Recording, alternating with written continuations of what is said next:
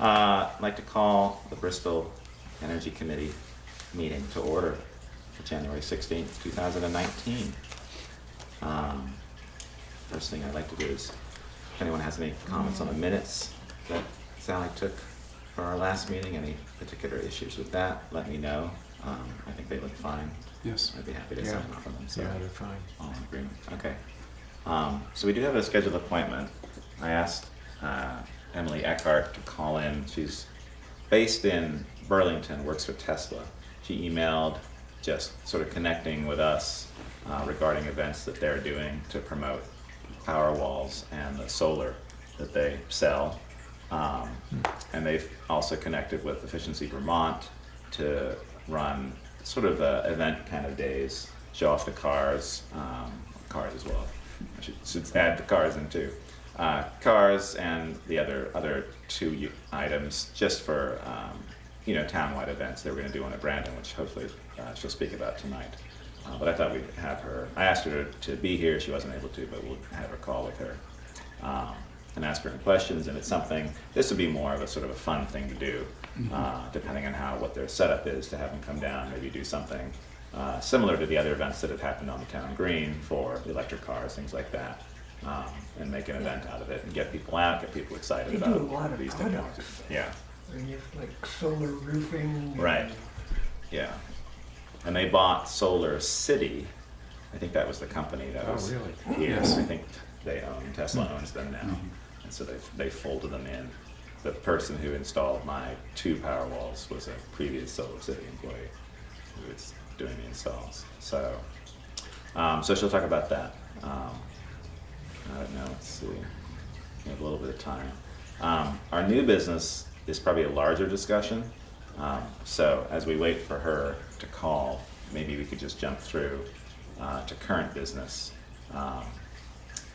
The Button Up Hero program is still chugging along. I just received information from Efficiency Vermont just giving us our final list. We've got a PDF, which is a follow-up call guidelines, and I'll send that along to everyone so we can look at that. And then we've got our final list. I haven't looked at them yet. So she just talked about getting us the latest updates of where we are with the contractor visits, how many people have had visits, how many people are still waiting. I think because Harvester was sort of pushing it off until January, I think they're starting to work through their backlog now. There were a couple of mistakes, I guess, in the previous list she sent, just in terms of the silver maple is attributed to Harvester, so they've corrected those. Okay. And then she's highlighted those in yellow. And then she says, as your team begins to follow up with customers, please let me know if you hear anything from a homeowner that may be relevant. So any specifics, questions that they have for us, we have to sort of update them. Remind me of the total number. I think it was, last number I heard was 47. It could have changed because there's a couple more that had been sent along. There was one that came in, got mailed to Efficiency Vermont, and then it was sent along to me. And then I asked Nate about it, and he said it was fine, even though it was outside of the date. It was slightly after the date deadline.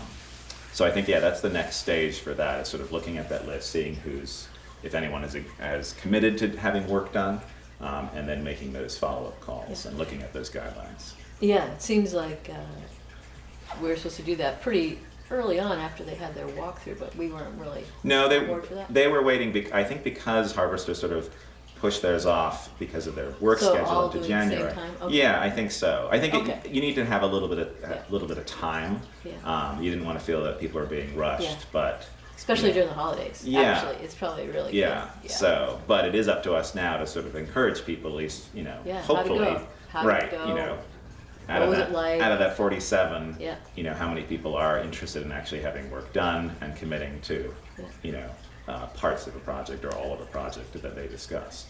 It'll be interesting to see. I don't know, talking to Will, it sort of seemed like some people were just like, hey, come in and have a chat, look at the work that I've had done, and others were sort of more interested, because when it's a free thing and it's like, having a person who's has this knowledge, you do want to get them in there to talk about your house, and it's then finding that next stage of actually committing to having work Yeah. done.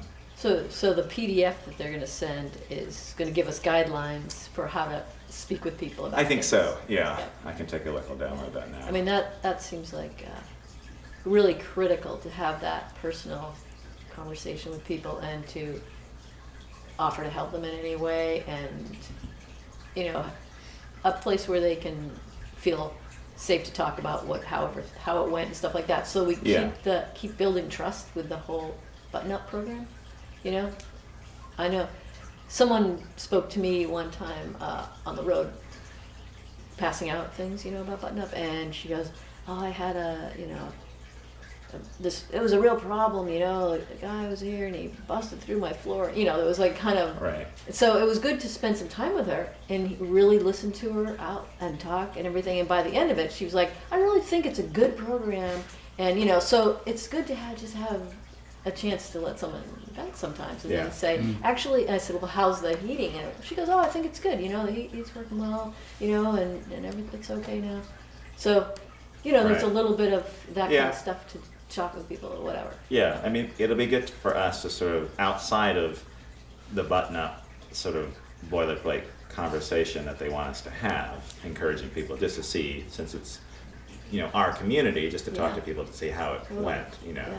And if, even if they don't commit now, is it something that we can talk to them about into terms of the future? Or is, you know, what are the limit, you know, what are the issues that they see if they Right. don't wish to commit at this time? Is Yeah. it purely a financial thing? Is it other things? Are they still not as Yeah. informed as they need to be? Yeah, You know, I sort think it of- would be good to really take the opportunity. This is, you know, a great opportunity to really find out more Right.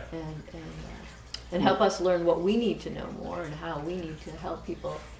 make Well, and the out transition. of that as well, you may find people who are willing to share their experiences with the community, you know, Yeah. through us possibly, which will be encouraging to other people to check it out, Right, saying, that's hey, great. this is a great process. You know, these people were very supportive, the contractors were great, you should look into that. Right. Yeah. Case studies are good. Yeah. Yeah, Mhm. Yeah, hopefully, I mean, out of 47 or 48 people, we'll have some that commit to having work done. Seems likely.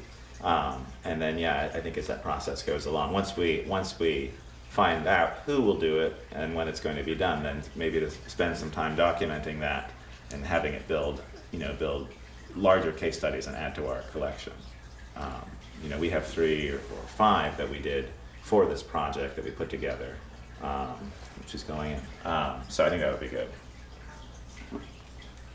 Hello, this is Ian. Hi there. I'm going to put you on speakerphone.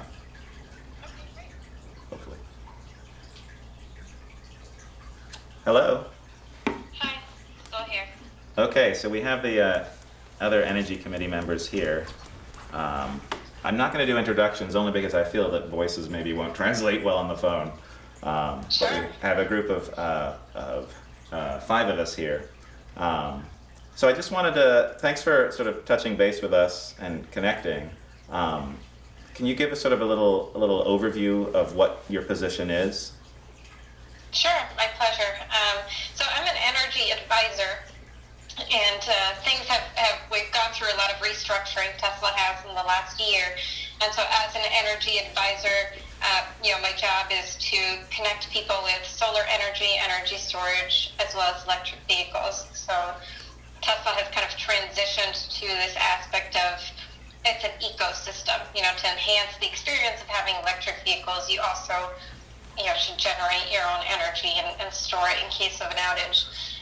So my position as an energy advisor is just, kind of a consultant in a way, connecting people to our ecosystem. Okay. And so for the events, you've talked about partnering with Efficiency Vermont. How are you doing that? Sure. Great question. We did it in Brandon. It was more so partnering with the Brandon Energy Committee, and it just so happened that Efficiency Vermont was there.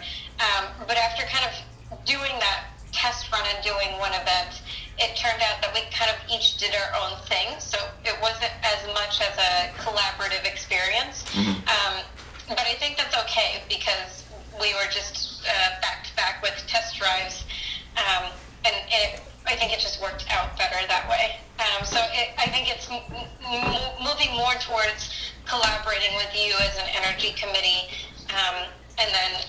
if Efficiency Vermont is available, I'm going to reach out to them and say, hey, we're doing this event. The Energy Committee would or wouldn't, if you want them to come up and do one of their workshops, then just extend the invite to them and see if they have anybody available that day that can also participate. Okay. I mean, I think it seems like a really interesting prospect. We've worked with Sun Common in the past to do electric vehicle events sort of on the town green here in Bristol, and it's sort of very suitable for that. It's a nice place to sort of hang out and see the technology. For the event in Brandon, you did obviously the vehicles. Were there other aspects to that event in terms of the other equipment that Tesla produces? So we had a couple vehicles. I've done a few events this month already. Depending on the volume, we'll have 2 or 3 vehicles there. And then basically what happened is we were allowed to use the town hall. So inside the town hall, we set up a table. We had banners when it comes to showing the solar and the energy storage. But the solar and energy storage, it's kind of all together. So it's more of that piece comes up as we talk about charging and ties into the whole process of having a test drive and the conversation. It's not really something where we had a separate kind of booth or table or a separate presentation on it. I see. Okay. Interesting. So, can you hear me, Emily? I can, yes. Okay, I'm a little bit foggy. The charging that you're talking about, is this connected only to the vehicles, or is it a separate process? So when somebody's considering an electric vehicle, when we are going through the test drive with them, a lot of times people will ask, what's the best way of charging the car? And so when we have the conversation of charging the car and what options there are to make that charging as cost efficient as possible, part of that might be if you're in a Green Mountain Power territory. Green Mountain Power has $30 a month unlimited charging off-peak hours program.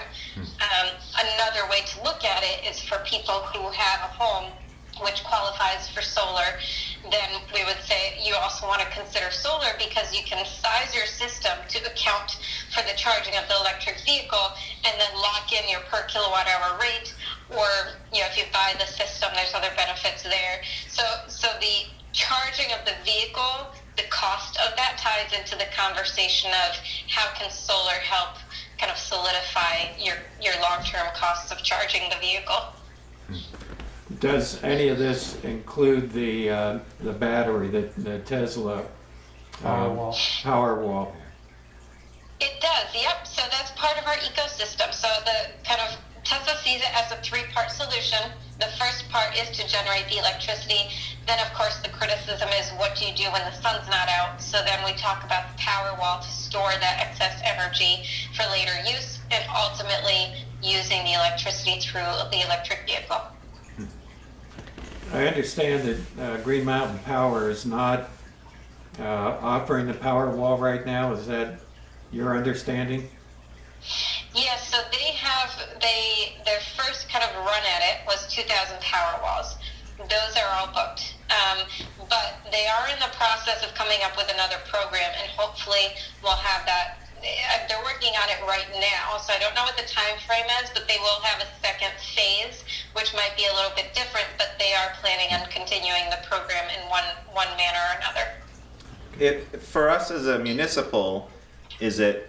I'm a part of that program. I actually got 2 Powerwalls for my house, and I'm right in town. And I was interested, like, well, can we get a bunch of Powerwalls and stick them in all the town buildings? Like, are there programs available through you guys that you would work with a town, maybe a pilot program or something, that we could demonstrate that we want to sort of use this technology?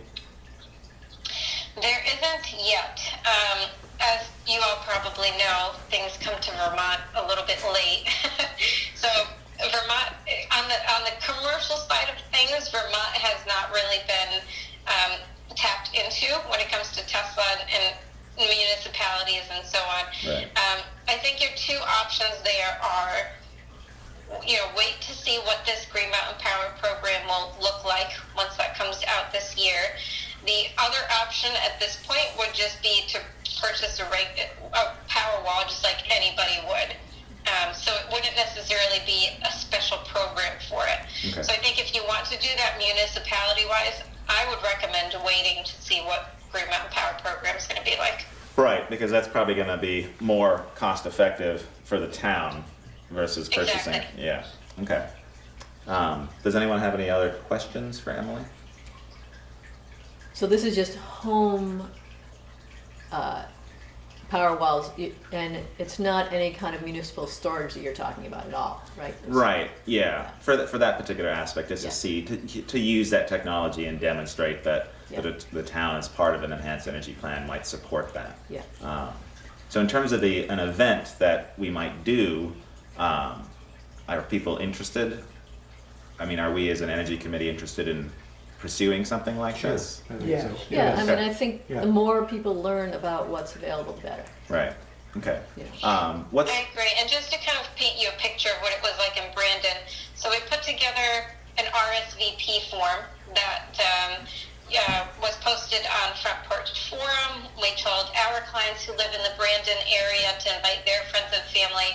And so we would actually have people sign up for test drive slots. So it wasn't Okay. necessarily a walk-in situation. People had kind of pre-planned for it.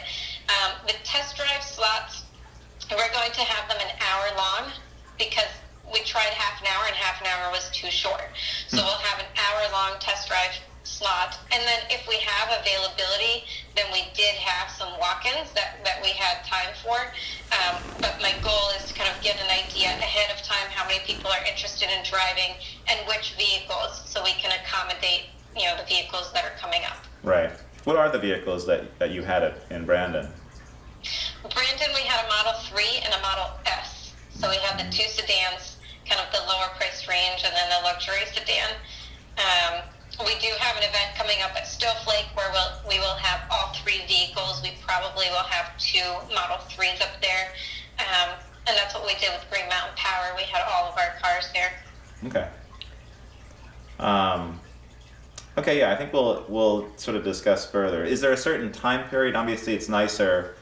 The weather's not super great now, and the past events that we've done with electric vehicles have sort of been in better weather in terms of being more focused on the green. This sounds like it may not be, because you sort of need a standing area for the battery and the solar side. It may not be on the green necessarily, and because it's sort of not just a turn up because you are RSVPing, it sort of changes it too. But is there a certain time period? Like you said, you did the Brandon one and you've done some others. What's your schedule like in terms of the events that you're doing? There's a couple of questions that you had there. My first answer is, in my opinion, if somebody's going to buy a car, they're going to be driving it in all weather. So Okay. Yeah. Unless there is a snowstorm where people will cancel, then we can reschedule it. But when it comes to whether we're doing it in February or April, I would say let's do it sooner than later. And if it goes well, then we can do a second round. Okay. Because we might be looking into doing that with Brandon. And then the events so far, some have been on Saturdays, some have been during the week. Usually we do a 10 a.m. to 5 p.m. to give people a variety and some time to get in. The one in Brandon was on a Saturday, for example. And at this point, I would say the availability, I would say if you guys come up with 2 or 3 days, Mhm. then we should be able to accommodate. I would say at this point, let's look at something in February. I think January, we're already halfway through January. I would Right. like to see at least 2 weeks to be able to kind of get the word out there to people. Okay. Yeah, and for us too. I mean, it's sort of with monthly meetings, the pace at which we work can be a little bit slower. Yeah, February maybe more. I'm away for February, but I would like to be involved. So maybe March for myself is more preferable, and that also might give us time as well to sort of put something together. How many people attended the event in Brandon? Let's see. We had 17 RSVP, and then we had about 3 walk-ins. We had about 20 people. Okay, that's good. And when Yeah, I was very pleased. was that? That was this past Saturday. Oh, okay. I was just curious how many of those folks actually are following through. You know, Great question. They're at the bank right now, I think figuring it out. I think a couple of weeks is a little short. I just wondered on any of your earlier events, have you had earlier events? This is kind of a new thing we're doing in Vermont. We've had 4 this month. We've done them here and there before, but because of the restructuring, this is the first time we're consistently doing them through businesses and towns, and just because Tesla doesn't have a retail store here, so this is our way of getting people into the cars and educating them. So from the Brandon event, nobody actually signed up yet. There are a few people that are kind of looking at financing through other avenues versus using the lender that we would connect them with. So there's some potential. But I also think because it was such a short time slot of half an hour, then that also impacted really being able to kind of build confidence and answer everybody's questions in the detail that they needed. Right. If someone was interested in a Tesla, you know, test driving a Tesla outside of one of these events, is there an opportunity to do that? Are there vehicles located in Vermont? There is now. So the Model 3 is with me. We have a warehouse in South Burlington. So if you yourselves or somebody who wants to test drive, you can definitely have them reach out to me and we can make that happen. Are you interested, Mike? Yeah, interested. Interested, yes. You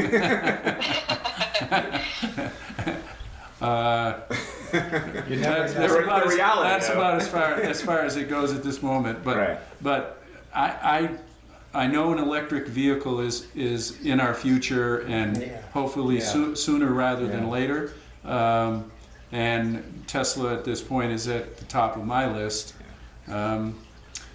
But anyway, yes, Okay. I'm curious. I've had an opportunity to drive an S, which is a little bit out of my price range, but it sure was fun. Yeah, the Model 3 is definitely a little bit more sportier and different layout inside. Right. And another kind of reason why we're trying to get these events off the ground is you may or may not be familiar with the tax credit, but the tax credit for Tesla, the federal tax credit, will be getting cut in half again starting July. Right. So people who want to take advantage of the $3,750 tax credit, they'd want to put their order in, I would say no later than May, just to have some buffer room to get the car by the end of June. Okay. Right, and so the wait now for a vehicle that's ordered is what? It's actually just a few weeks, and if you good. order a car and we have it in inventory, you could get it sooner than later. So it's no longer months and months that you're waiting. Yeah, good. Okay. Great. One thing I'm thinking about is it seems like this could be part of other things. Right. Yeah. Like have solar, I don't know, Right. heat pumps and all kinds of things. That's more of a summer thing or a spring thing Yeah. where people could really get into a lot of things. I mean, this could happen ahead of time and then it could happen again along with that. Sure. I remember another solar or energy fest that was on the green, and there were people just testing all kinds of Right. electric vehicles. It was neat. A ton of people were there, so a lot of people got to at least talk or go for a test Right. ride. Was that when Sun Commons set up, I think? Maybe. I mean, think this so. must have been at least 3 years ago, or was it? Oh, there was one more recent than that. Okay, well maybe. I'm not even sure. So with regard to a larger event, you talked about sort of the idea was partnering with Efficiency Vermont, but it seemed to be two separate things. Are you willing, like let's say we did an event in March and it was quite successful and we wanted to bring you back here and do something larger and more outside event, would you be willing to, is that something that you would entertain in terms of us working with other vendors? Or is it something where Tesla would prefer to be sort of a priority kind of vendor at an event? No, I mean, for Tesla, everybody's fighting for the same mission, right? Right. To protect our planet, and one company can't do it alone. So I would love to be part of bigger events, even if it's, for example, if it's on the green and you have some kind of a, like I heard you mention, like an eco festival or something like that. Yeah. I could come there with a 3 and basically just have it there for people to look at. And then if they want to sign up for a test drive at another day, we could do that. It doesn't necessarily have to be a test drive event. Okay. Okay, great. Any other questions from folks here? Okay, well, thank you very much for the overview. This has been great. So I think what we'll do is we'll chat about this a bit more as a committee, and then I'll reach back out to you more than likely with some days, suggestions, maybe for March if people are interested in doing it in March, and then we'll go from there. Perfect. Sounds great. I appreciate your time and looking into it. Sure, thanks for talking to us. Thank you. Thanks, Well, my Emily. pleasure. Thank you. You're welcome. Have a good evening. Yep, All right, you too. bye. Bye. Now I want to look up all the things and see. I want a Tesla. together. I really do want a Tesla. Surprised your credit card wasn't coming out as we were I was talking. thinking that before I started doing some research about who else is out there. There's some nice stuff Yeah, out there really there. is. There are a lot of candidates now. Yeah. Yeah. There's I some mean, folks in New York, I can't remember the name of them now. They make a truck. That's all designed for like plywood and boards, and Oh, interesting. But it's an electric truck. it's all electric, Ah, 4-wheel drive. Wow. yeah, it's happening. I mean, Musk is now doing electric big rigs, and oh yeah. it's Yeah, there are a couple pickup trucks out it's happening. You Yeah, need an my electric- nephew is a engineer for SpaceX and Oh, wow. works. He Nice. was with Musk down in Texas recently, and I keep saying, "Why don't you get real chummy with him and see if you can help me out here with." You want a little coupon See if a couple gift of card for an sedans S? fall off the He truck. says, "Uncle Mike, I'm still not driving a Tesla, so I don't think it's going to happen for you anytime soon." Yeah. I think it'd be great if we could encourage other electric car brands to be here so people could really see. Yeah. Because, Yeah. the Teslas are pretty pricey. Yeah. And, Yeah. it's too bad that these incentives are coming off tax credits, but Well, what hopefully, we're living hopefully with. the pendulum will swing Yeah. again the Yeah, it other will. way at some point. I think it would be really nice to have electric bikes there too. Yeah. And, Yeah, cause Which I is what mean, they did at the Sun Yeah. Common event that we've done, Yeah. Yeah, that that's they did great. previously. Yep. I'm really thinking, of not a car after my car finally dies. Like, what are the other steps that are really green? Well, Walking, They've staying in got- town. Apparently, a couple of great. Is it BM? Somebody's making a really high performance electric motorcycle. Yeah, Harley. Is it Harley? Harley's making it, yeah. And apparently, if you want to go 60 miles an hour in 3.2 seconds, it's your. Which it's your Sally bike. does. yeah. No, I'm thinking of very different You're things. thinking the opposite. Can I possibly go slower? I want to go 3.2 Yeah. I'm miles thinking maybe, per hour in 60 seconds. Yeah. car sharing. Right. On someone's electric car, I'll pay you $20 for me to go do some errands for a couple hours. I mean, that's, yeah. I There that's should another be a option. couple of cars parked at chargers around I know. town that Yeah. people could sign Yeah. out. That'd Yeah, be great. A couple totally. of cars in the pickup truck. Yeah. Be awesome. Yeah, pickup truck would get a lot of use of it. You think? Yeah. And it would cut down on if they had pickup trucks. Pickup trucks are really a real beast when it comes to carbon. Oh, I yeah. mean, they're If you didn't Even- have to own it, and could use it only when you need it. Yeah. Yeah, that's Yeah. really Sounds nice. ideal. Yeah, especially if it were electric even, that would be even better. Right. March 2nd and 9th. I think town meeting day is the 5th. Yeah. Town meeting is the 4th, Fourth. but the election is the Voting day 5th. is 5th, yeah. Yeah, you don't want to do it then. Well, no, but I wonder the Saturday before, the Saturday after. That's when a lot of towns do it. Do their- Saturday after, then the 9th. Yeah. They don't do it after. No. No. I mean, it gets the ability to have something on voting day, just sort of as a little, have a poster ready that's sitting right there. Yeah. So for the for the people that come in and vote. It's there, they can see it, and obviously we can do promotion before that. She might even bring an S or one of the cars up here on town meeting. Seriously, just with a big sign. You Yeah. want to drive this? Yeah. Sign up for. Drive this on Saturday. Yeah. That's not a half bad No. idea. No, it's a good I idea. think it's a good idea. If you had a couple Okay. of Teslas sitting right out there. Except Yeah. I want to get my name on that list before it goes. I want to sign up before It's it gonna goes be us. public. They're actually going to be full. It's just going to be Energy Committee and 6 other people. We can sell our slots. All of us twice. Okay, so- all I can say is my experience having driven one is they're amazing, but they're scary.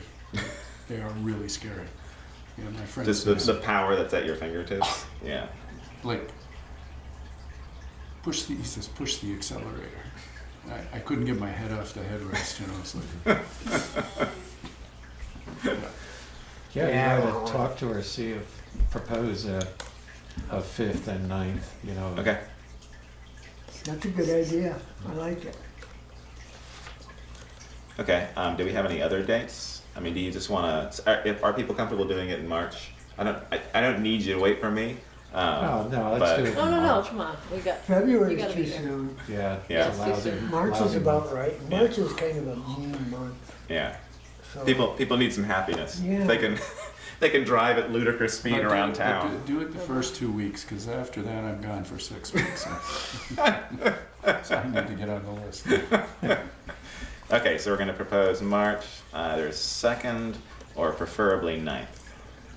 Yeah, the not the second. second. Not the 2nd. I don't think the second. No, because some Okay. towns around here have their. Don't some towns have their town Yeah. meeting day? Yeah. Yeah. Yeah, I think yeah, quite a few. then it starts. Yeah. Okay, so we want to do Yeah. either. When are you leaving, Mike? The 18th. Okay, so we could do 9th or 16th. Propose that. Okay. Hi, John. evening. Hello. Hi. John needs a chair. Can't go with one. Okay, so I'll propose 9th or 16th. And tell her about the 5th. Yeah. It'd be a great way to. Do this Yeah. business. Yeah. To demonstrate. So 5th. Right, because it's town meeting. It's just in the evening. There's nothing going on. But voting day. Yeah. Okay. And then March 5th to have a car down. Actually, if she wanted to drop it off at my house on Sundays. I see what you're working towards now. Yeah, okay. Well, we're all going to take care of that car for you for at least a week. Okay. Years ago, I had a General Motors EV1 for a week Oh, wow. as part of my program, and that car was certainly not a Tesla, but. That's the one that is in the documentary, right? Yeah. Kill the electric car Yeah. that they developed and then And that was been fast. undeveloped. That was very quick. Okay.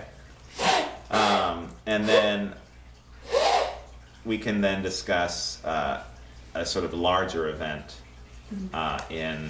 when would we do a larger event? After the weather breaks. Right. Yeah, yeah. Do you want to do anything on Green Up Day? When is Green Up Day? Earth Day. It's first weekend in May, I think, usually. Is it April or May? I think it's May. May is Big better differ. than April. April's another mean. May. Yeah. It was, well, yeah. Yeah, 5th of May. Yeah. That'd be kind of fun. That'd be a great little tie-in. Probably I mean- a lot of competition though. Well, and there's not much, I don't think. Not out here, I guess. Competition for what? Seems like that's when things are gonna, Oh, I see. like. But if we can schedule it early enough and get Like it, there's a big thing at UVM every year. Oh, I see. There's probably Oh, yeah. something at Middlebury every year. because it's Green Up Day? Yeah. Yeah.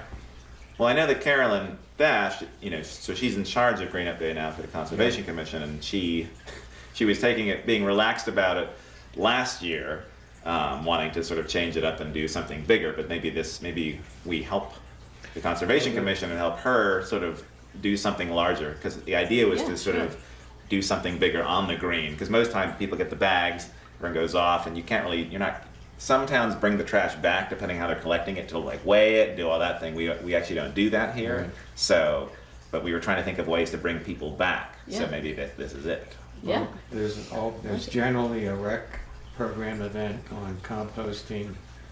I've done the rain barrel thing in Holly Hall. We could also Right. have stuff going on in Holly Hall, contractors with heat pumps and, everything we could, Yeah, that's like a Think of perfect Reach for time. the stars. yeah. Go for everything. Composting, rain Kind of an barrels, eco electric day. cars. Yeah. Yeah. A lot of conserving and efficiency And some renewables. and renewable Yeah. energy. Conservation, efficiency, renewables. Love it. The Yeah, that sounds chance. great. I'm sure Tomlin will like to be involved.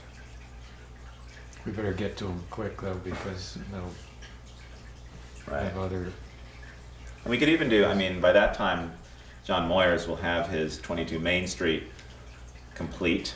Honey Lights will be in there, so maybe. Could be a I mean, good it's tour. Yeah, tour of that, demonstrating technologies that he's put in. Yeah. There'll be 'Cause he people in went those for both it apartments. on that building, right? He did quite a bit of. He tore it down to the studs and he's redoing everything. It's pretty impressive. It's all gonna be an all-electric building. Within other building, or, next to non-electric buildings, so yeah, it's all heat pumps, they're all on the roof. yeah, it's super insulated. Yeah. So yeah, that might be a nice, I mean, he'll have, I'm sure, shown it off by then. I mean, I think Honey Lights are moving in March, they plan to be Okay, open. so never or- mind or- the tours. Yeah. Never mind. But no, I mean, there'll be people in the apartments, but if we can, it seems like a perfect opportunity if it does work for Green Up Day and we have larger events, why not try to include that and demonstrate, stuff that's been done on Yeah. Main Street. For sure. Um, Which could be at That'd Richard's house. A great demonstration for other building owners to see, Yeah. what can be done. Yeah. He described it in a front porch forum Yeah. post, That was and great. it was really remarkable how bad it was. It was just take that heat and throw it out the Right. window. Right. Yeah, it's pretty amazing. When he first bought it, he went through the whole building, sort of looking at it, just because he has experience with that. And there was knob and tube wiring in the building, still live, My. up in the attic, with just stuff laying across it. Oh, yeah. He was shocked that it hadn't burned to the ground. They blew insulation in my attic over active knob and tape. That's We supposed to discovered- be- Did you turn that off? I hope. Yes. He couldn't even find like the breakers that it was connected to. It was literally like just been added on over the years. But yeah, he said it's Sure. remarkable that nothing had happened over decades. Even He- those little screw-in. yeah, and he said that he took a meter. Usually you put it in the jack or on the wire. He says just bringing it near the wire set it off. That's how much. Yeah. So yeah, he did a good thing buying that and us not having to deal with a fire at Really? some point. But that Fire. also makes you wonder about all the other buildings. No, I on know. that line. Yeah. Fire department's probably I've seen so paying. many horrible things with that stuff. Yeah. So, but perfect opportunity to sort of Probably show why that half out. the buildings on Main Another- Street burned in the last I century. know. Oh, yeah. Another thing to add to that might be checking with Acorn and seeing what they're doing locally. There's two different things: Acorn, the food and agriculture, Yeah. and then there's the renewable energy Right. thing. And they do large solar installations. Like what they've done in a couple of towns, I think. Like what we're looking at for the Right. They're working with landfill. Weybridge, I think, aren't they? Is that where's think the so, Weybridge? yeah. So I don't Yeah. know. Well, anyway, there'd be a long list of people we could invite to something like this. Okay. Yeah, that list could get big. Yeah. So we've got. Should we kind of funnel you some of those ideas Yeah. so we can get them That'd be great. going? Yeah, so we've got our either 9th or 16th for a separate kind of Tesla event, similar to what they did in Brandon. We had a call with Emily Eckhart, who's at Tesla here in Vermont. So she emailed me, just interested in talking with the Energy Committee about can they get involved with showcasing their technologies, the cars, the solar, the power walls. So we had a call this evening, and so they did a most recent event was this past weekend in Brandon, where they had test drives of their cars. They sort of look at it as a day event, and she said they did half hour, which wasn't long enough. So it was an RSVP, get the word out, get people to sort of sign up for slots to be able to test drive the cars. They had 2. Seems like by the time we do our event, they might have 3 cars available. So we're talking about something on March 9th or 16th, working with them to come down, and we'd set it up, and it would be sort of maybe a Tesla specific, and then we bounced around the idea just now of sort of using Green Up Day to host a larger event, maybe inviting Tesla back with a car, and then have SunCommon, have other renewables, composting, a whole bunch of stuff. So Contact the dealers too, get some, Yeah. you know. Other cars. yeah, so everyone send ideas to me. Yeah. Okay. One other idea for the March Yeah. event, if they're going to be inside with a Tesla wall or 2 or whatever, there's room for other things in there. What would we want to be in there just for, that would be useful for the energy committee to Right. share information? We should have a table with Yeah, we can have a table, definitely. information. Um, Efficiency stuff, Do too, a- conservation. Well, Yeah. do we have a lot of the leftovers from our yeah. Yeah. And earlier see events? if there's anything new, financing information, Yeah. CVOEO, and, Yeah, Yeah. all that stuff. yeah. Yeah, so along with them, and I don't know, since they tried to sort of connect with Efficiency Vermont, but maybe it didn't work, I don't know if we want to sort of push more to have other things. It might be nice just to sort of try it, Yeah. just be Tesla specific, and then have all of our information. So if people Yeah. come in, they can be talking to us, and we can all be Yeah. there. Actually, it looks like, and by the sounds of it, there were only 17 people or 20 people, so Right, it's not that's like it. a big thing. So Yeah. that's another thing. I mean, And- hopefully we do more than that. I think because it's an RSVP, it's a matter of sort of Yeah. building up, and we don't know how much Brandon did Yeah. in terms of promoting the event and getting it out there. It seemed like they sent it to people who already own Teslas maybe in that area. So I can't imagine how many people own them in Brandon. I mean, More than you'd think. yeah. How many people own Really? Teslas in Bristol? Does anyone own a Tesla? I've here? seen them, but There's Yeah. a couple around, Yeah. yeah. Yeah. It's definitely a very exclusive event. Yes, So, you that's- know, I mean, it's an exclusive event, yes, and the whole idea is for people to buy, but similar to the button-up where you have an opportunity to have the free contractor and you're like, this is great, people will be excited about driving these cars. of course I they mean, will. Mike's at the top of the list already. I mean, you could do that with someone coming in with a sports car and you get a lot Right. of people going. But, you know, But I mean, part of it too is sort of getting people excited, whether it's out of the reach of the majority of people Yeah. in town, it's still fun to see, you know. Yeah. And it's people thinking. That's right, you know, yeah. And talking. yeah. yeah. yep. Yeah. Yeah, and then as things become more available, the idea's been kicking around in the back of your head for a while, Right. so you're more comfortable with it. Right, and you're looking And then you at, find one that actually meets your right. what you're used to Right. paying for a car and stuff like that. Right, and that's where having it where this is kind of a more exclusive thing, but recognizing that it is, Yeah. and then working towards something on Green Up Day, if we can able to do that, Yeah. that showcases a much larger spectrum Yeah. of things. That's Try to great. get a leaf, a bolt. Yeah, exactly. You know, I Yeah. have a friend who has a bolt and they love it. Okay. Yeah. Absolutely Yeah, love it. a couple people have both. Yeah. Because the SunCommon one wasn't necessarily dealers. I think it was just cars that either they had in their fleet, or I think one of the top people at SunCommon owned a Tesla, or I think he just got it literally like a week before they did the event, because he was talking about it and chatting. I came down for the event. This is before I was involved in the Energy Committee, purely because there was I think there was a Roadster there, which was the first electric car that they Or did. something. And then he had his car, which is amazing. That's why I went to the event. So I think people, Yeah. even though we know it's Totally. exclusive, it's still like a fun thing where people are Yeah. gonna come out. Yeah. Are these all-wheel drive models? I would hope so. One of them is. I think they are. Aren't they? What, Teslas? They have both, yeah. Oh, they Yeah, do. they Oh, have okay. both. Oh, yeah. Yeah, Yep. yeah. Yeah. Yeah, both. Whether you want to drive it in the salt and the your very very expensive car. But I think if it's all-wheel drive and plus having the electric motor because of the torque that you get and traction. Yeah. Yeah.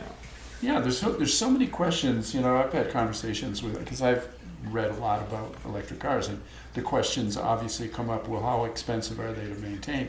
Right. And Nothing. they're a fraction of what an internal combustion engine is, for one. Right. Well, how long do the batteries last? Well, probably longer than your internal combustion engine, I mean, we're talking, 150 to 200,000 miles. Yeah, you start to lose something in terms of mileage on it over time.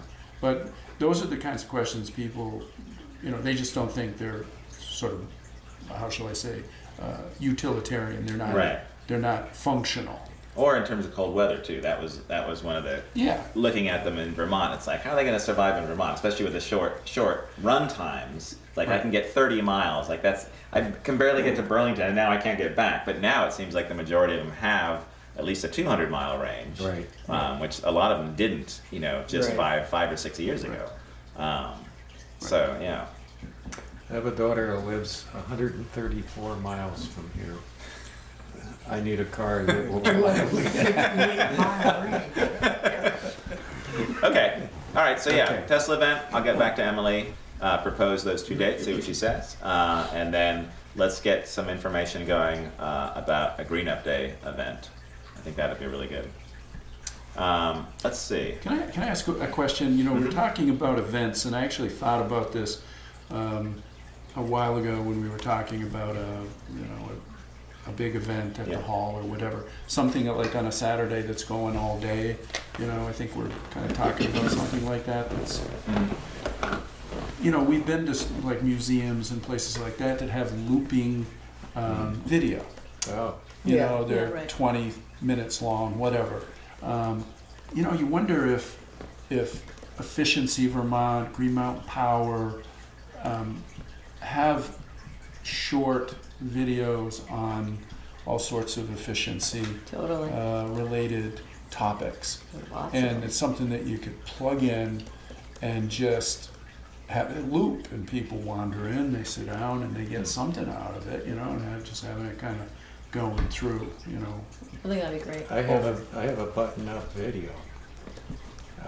It was at the Planning Commission, just sitting on their information table, and so something like that. Yeah. Sure. So I just, Okay. before Yeah. lost the thought, Just I thought need a that DVD for player. future events, that maybe we could have a setup or two with appropriate videos looping that people can wander in and just sit down and watch it for a while. There's a good there's a good GMP one that is about buttoning up your home and putting in heat pumps and stuff Right. like that. It's Right. great. Shows start to finish, talking to someone about it and doing the work, and then the kids being all cozy in their house. Okay. I'm sure Efficiency Vermont has those. I think they have a bunch. Yeah. commercials. In different, sort of highlighting different areas. Yeah. Yeah. Okay, do we want to, so we've talked about the Button Up Hero program. We know what we're doing with that. Do you want to continue working through current business and then talk Yeah. about the forum after that? Whatever. Is that okay? Sure. Okay. That's good. Town Energy Planning Element Pilot. That's our enhanced energy plan. So Richard and I are on the subcommittee, 2 members of the Planning Commission. We've had 1 meeting so far. That went very well. Sally attended as well. And Andrew LaRoe, he's from the regional planning. He's working with us. He's worked with a few other towns on an enhanced energy plan. So he presented a 28-page document, which is essentially what he's been using as a template in the other towns, and then he's highlighted a certain section of it that we're specifically looking at for Bristol. He also has a set of maps that are sort of set out by the state to determine where potential solar sites could be based on how much sun, as well as a number of other sort of criteria, also wind and biomass and things like that. So we're going to start, it's going to be probably a 6-month or longer process. We have the grant that pays for his time, which is nice. And we're just working away on that. Our next meeting is next week. Tuesday, isn't it? Yeah, next Tuesday. We're trying to tie it in being an hour before the planning commission, but we need to sort of figure out if we can do that. It might be easier because then we can also have the meetings filmed, which is nice. We also need, seems like more than an hour, because we went longer. Yeah, I know. We just kind of got into it at Yeah. about an hour. I mean, we could just try to be very succinct in terms of what we're looking at. You know, the first couple it's going to take some time to sort of get into it, but maybe maybe an hour would be enough. Because also too, I believe the grant covers from start to finish. So whether it's 100 hours or 5,000 hours, I think that grant pays for all of that time. Okay. I think it's until completion, I believe. So I think I'm sure he wants to improve, Get have what less you can. hours. Do you need another body or? Sure. I mean, it's a public. Everyone's welcome. You know, when we did the committee, it was just 2 committee members from here and 2 from the planning commission. But anybody is welcome in terms of looking at it. And we can. It's a Google Doc that he has shared with us. But I think we can. I don't see there's any reason not to share it with other interested people. We can all view it. He's the only one who can edit it, just to be so we know what's going on. And so we'll make comments at the meeting, and then he'll make those changes. But I can share it out to anybody who's interested. And essentially, it takes a large chunk of what's in the town plan, Bristol town plan already is the energy plan, and expands on that at the state level. Seriously, because it's 128 instead of 3 pages. And the part that's highlighted is the main part to be worked with by us at this point. Yeah. You know, I mean, we just by that started group. on page 3, and it was just sort of the wording and terminology of goals and the criteria used and things like that. But, you know, each one of these has to be town specific, and a town that might have a ton of great solar options, in one part of Vermont is going to be very different than us here. One of the things, so we talked about it last night at the Planning Commission. I sort of gave an update with Robert, the other person on the Planning Commission, who's on the subcommittee. And one of the issues that came up tying with that was this 150 kilowatt array that Green Lantern Solar came and proposed to the Planning Commission. And so I think what we're going to try to do to try to help them, because they're looking for an answer whether they can get a signature from the town, select board, planning commission, to make the area that they want to put the solar array in a preferred site, because it's not at the moment. That's the one over 160. Correct. Yeah. Okay. So they're looking for an answer, and the planning commission isn't comfortable giving one at the moment because they feel, this is what they decided last night, was that it should tie in with the enhanced plan. And so do we tell them that it's possibly 6 months away before we can give them an answer? What we suggested, or what was suggested at the meeting last night, was that we would look at perhaps if we had a choice of looking at biomass or wind or solar first, maybe we would look at the solar mapping first and work with Andrew on that kind of aspect and what we might want to look at, and that would help Green Lantern Solar. There's a very small section highlighted in one of the maps that is good for solar, and it's essentially right next to where they want to put it. It's actually on the ridge of the area where they want to put it. So it's already, I think, in an area that could be beneficial, but there is a stream right there. We needed more information about that, so it's going to take a little bit of time. I'm not clear where this is. So there's 116, if you go past Notch Road, where the gravel pit is, on the left-hand side, Yes. it's opposite Rathbun's that. place there. Correct. Yeah. So it's their land. It's land that sets back about, how far is it set back? It's probably like a field's worth, like 500 or 600 feet back on the right-hand side. So you won't be able to see it. It'll be completely screened from the road, which is one of the reasons why they're doing Okay, it. so it's kind of on the right-hand side of the Yeah. road by where not Directly opposite the gravel pit. Oh, okay. Yeah, because it's There's a swale and it's kind of they want to tuck it in there, and it's a small array, 150 kilowatt. It's the owner. They looked at the gravel pit; it wasn't a viable option, and it's a woman who, I think it's her father that owns the gravel pit, and they own the land. The family owns the land. She actually works for Green Lantern, so I think that just because she happened to own that land, it wasn't being used. It wasn't ever going to be used for anything. They sort of looked at that, but because solar installations of any sort of large size have these stipulations now by the state, they can't just put it there. They have to get permission to do that from us. And we're not qualified to say, like, sure, go ahead. We don't want that coming back later on. And we also too, but if the planning commission, they understand if they make a decision now, looking at the maps, they say, yeah, it looks fine.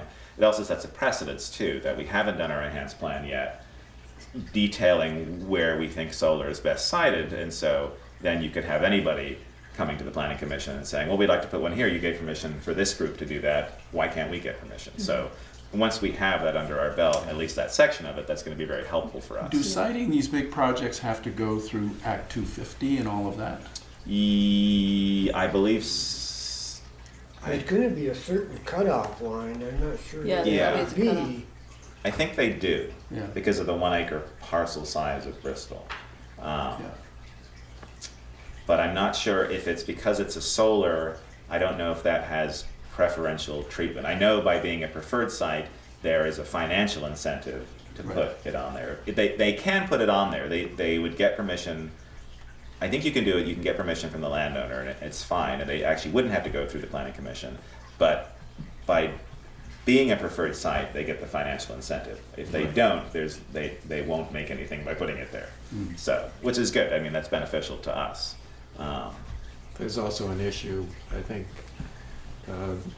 they can only go 150 kilowatt because there is not three-phase Right, down right, 116. and the so- cost to run three-phase Yeah. there along 116, yeah. And I think that probably also means that there can't be another one nearby because. Oh, interesting. Yeah, I think that's the case, Huh, but we'll have to see. That's something to ask someone. Yeah, we have to Right. ask about that. yeah, in terms of transmission and what you're Yeah. putting back into the grid, A dump site is gonna be a 500 KW? correct. Yeah, Which means that they would have to bring three-phase in. Yeah. Three-phase is close to there, but not there. So yeah, it was a good meeting last night, good discussion about that particular project. I think everyone was fairly happy with that decision. Chris Burley, the zoning administrator, will contact Green Lantern and tell them the decision that was made. The first question he's gonna ask is there any particular rush on their side to get this implemented? Because even if they said yes last night, it's still 2 or 3 months of process for them to start working on it. So that'll be the first, and then he'll let them know what they decided to do, which I think is good. And so we'll continue to work on that, doing our part, looking at the enhanced plan. And yeah, we welcome anybody to attend the meetings for advice and to sort of put forth your ideas. Because this will be one of the things that was discussed also was whether there would be a let me get my wording right here. Mind is gone. Not in addition to the town plan. It's a Appendix. Addendum? Addendum. appendix. One of those. appendix. words. Appendix? No, that's not It's right. not an appendix, it's, It's not an addendum either. no. We're almost there. My brain's. Yeah, me too. Appendix. A separate section of it, similar to how the zoning regulations are. It's So a refer to. yes, Yeah. yeah, and it seems like that might be the way to go. We just had discussed that in our meeting, and I had reservations about that because it's like, well, if it gets lost, but it's something where because the town plan requires town approval and voting, you don't want to have something that you want to make changes to have to have voter approval to do it, even if it's small stuff that you're updating as years progress and maybe technologies change. But there's a chunk that you do want in the plan. Correct. That needs Yes. voter. Right. Yeah. Yeah, Right. And it has to be You gotta make something, sure all that gets put in the right place. correct, yeah. And so we design that, what we want to see in the town plan and the way that it's referred to in the separate document. And the zoning regulations are very similar to that. There's a certain section or part of it in the town plan, but everything else, when you're looking at doing zoning, you have this separate document. So it's, you have to. yeah, my fears were alleviated of things not being passed over, because I think there's no way that you could make decisions about energy in the town plan without then referring to this document Yeah. as a guide. Yeah. So, Yeah. or as our sort of regulations. But as far as having it be understood by people and passed or voted on, yes or no, Right. it's got to be something that people can read, Right. you know. So Right. I mean, it's going to be long, but it's going to be thorough, which is nice. So, yeah. It is an appendix. An appendix, okay. Yeah, it is. Thank you. So we talked about that, and then just before we started the meeting, I did mention to Katie that we'd been approached by Green Lantern Solar about the town landfill project, and she was like, "Oh, she was surprised that the planning commission wasn't involved with that." Good And I said to point. her, "Were we just?" Well, it's because I think Right, we it's up had- to us as an energy committee to vet a particular project and look Yeah. at it, and it was just a presentation. Yeah, There was yeah. nothing more. It Oh, was yeah. sort of, we were the contact point. Yeah. I felt with I had been referred to for the 150 kilowatt array as well, and I thought because of the particular ask that they had for that project, it was particular to the planning commission to look at that. Yeah. For this project, it was just sort of, it's a proposal. It doesn't necessarily need to go through the planning commission and all of its contingencies because it's the landfill and various other reasons. Yeah. So But I think it's good that you were able to bring it up, and it would be something. yeah, that- it's not like I wasn't going to involve them. She was just Oh, yeah, yeah. surprised by it, and maybe Yeah. maybe Katie felt that it needed to go through planning first. Yeah. But that's something we need to work out, Yeah. just because we'll probably have more of these Yeah, that we'll yeah, be yeah. dealing with. It would be good if both committees work together with stuff. Right. That'd be great. Yeah. So I talked to her about that project. I described Victor's presentation. Essentially, I read through it, tried to answer their questions. There's still a lot of complexity in terms of how the solar credits work and what we pay to Green Lantern Solar and what the town pays for energy. I've done a little bit more research on that project. Part of my research was finding out about the meters in town. So I have a spreadsheet from the town of the various meters that we have, and there are quite a lot, which was one of the issues that Victor mentioned. Like, the more you have, the more complexity it is to actually break down. We have a lot.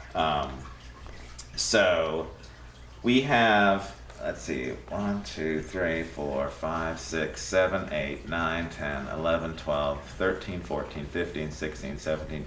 So the town has 18 meters that it pays. That's that not it- bad. that it pays for.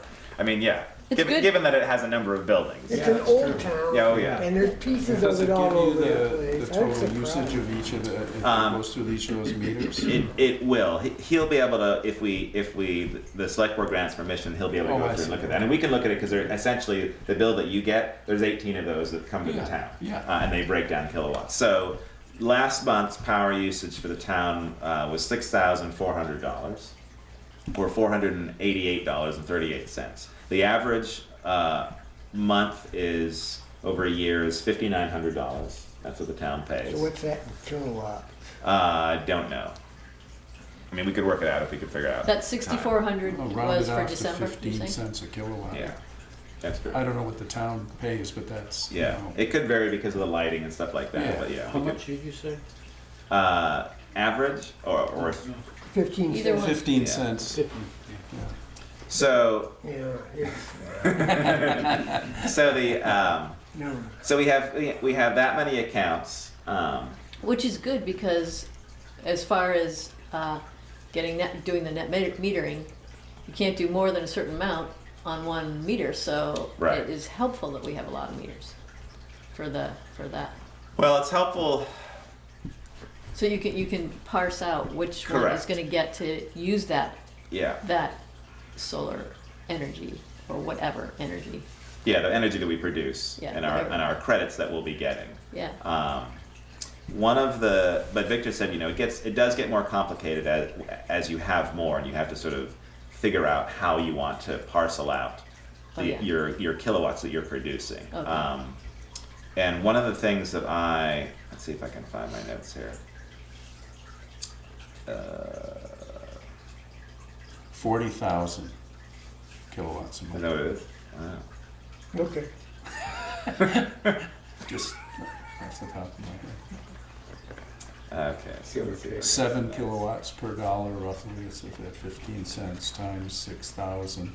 Kilowatts, not kilowatt hours, but kilowatts, or Well, Is it? so- Kilowatt Same hours, thing? yeah. The highest one is the South Street water pump. That's like $2,500 a month. The second highest is the Main Street lights at $1,500. And I was, well, so initially I thought like, our 14 lights on Main Street are $1,500. We need to get those switched out. Yeah. But by looking at the account, it actually breaks out the fixtures, and I think They're that all LED. I think that well, there are a few on Main Street that are, and a few that aren't. They've been as they've been going out, they've been switching them. But it actually, I believe that according to the bill, it includes all of the town lights, 136 Yeah, that of the would make street sense. That makes lights that we sense. had. I feel better 36. about it. Yeah, Yeah. because I was like, oh my god, we can easily fix that. I wasn't sure. I had been told that the town didn't pay for the lighting, but I think it's because we don't pay for the poles, but we do pay the electricity on for the actual lights themselves. And that's a big savings over what it was prior to the switchover. Right, Right. right, because you were involved with that Yeah. previously. Yeah. So, Yeah. yeah, so that's good. But we have things like there are three meters, Main Street lights, Main Street ornamentals, and then 26 Main Street, which is tandem ornamental lights. So I have no idea, and there's nothing on this is what it's a call on the Green Mountain Power. So there's a meter somewhere there. So I think when we're doing our energy audit, we just sort of need to break down into more detail of what Yeah. each one of these meters actually covers, because that's Yeah. going to help us identify things that are issues. Yeah.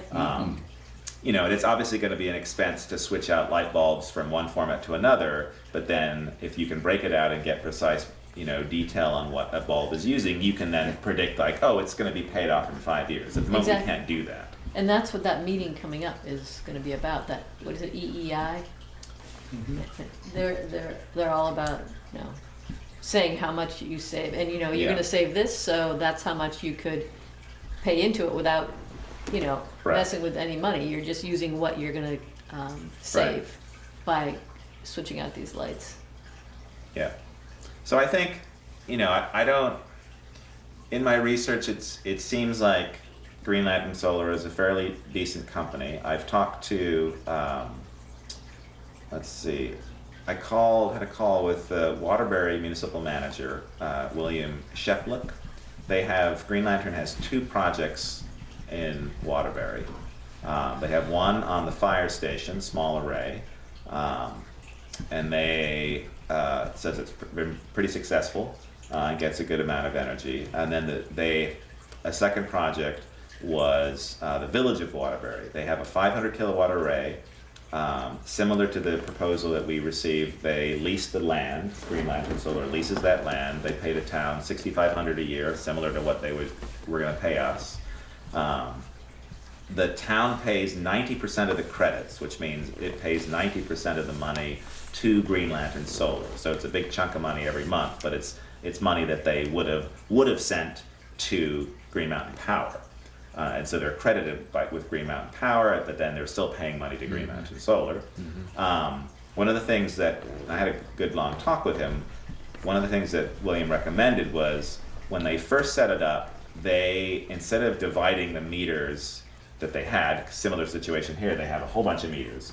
And the village is different than the town of Waterbury.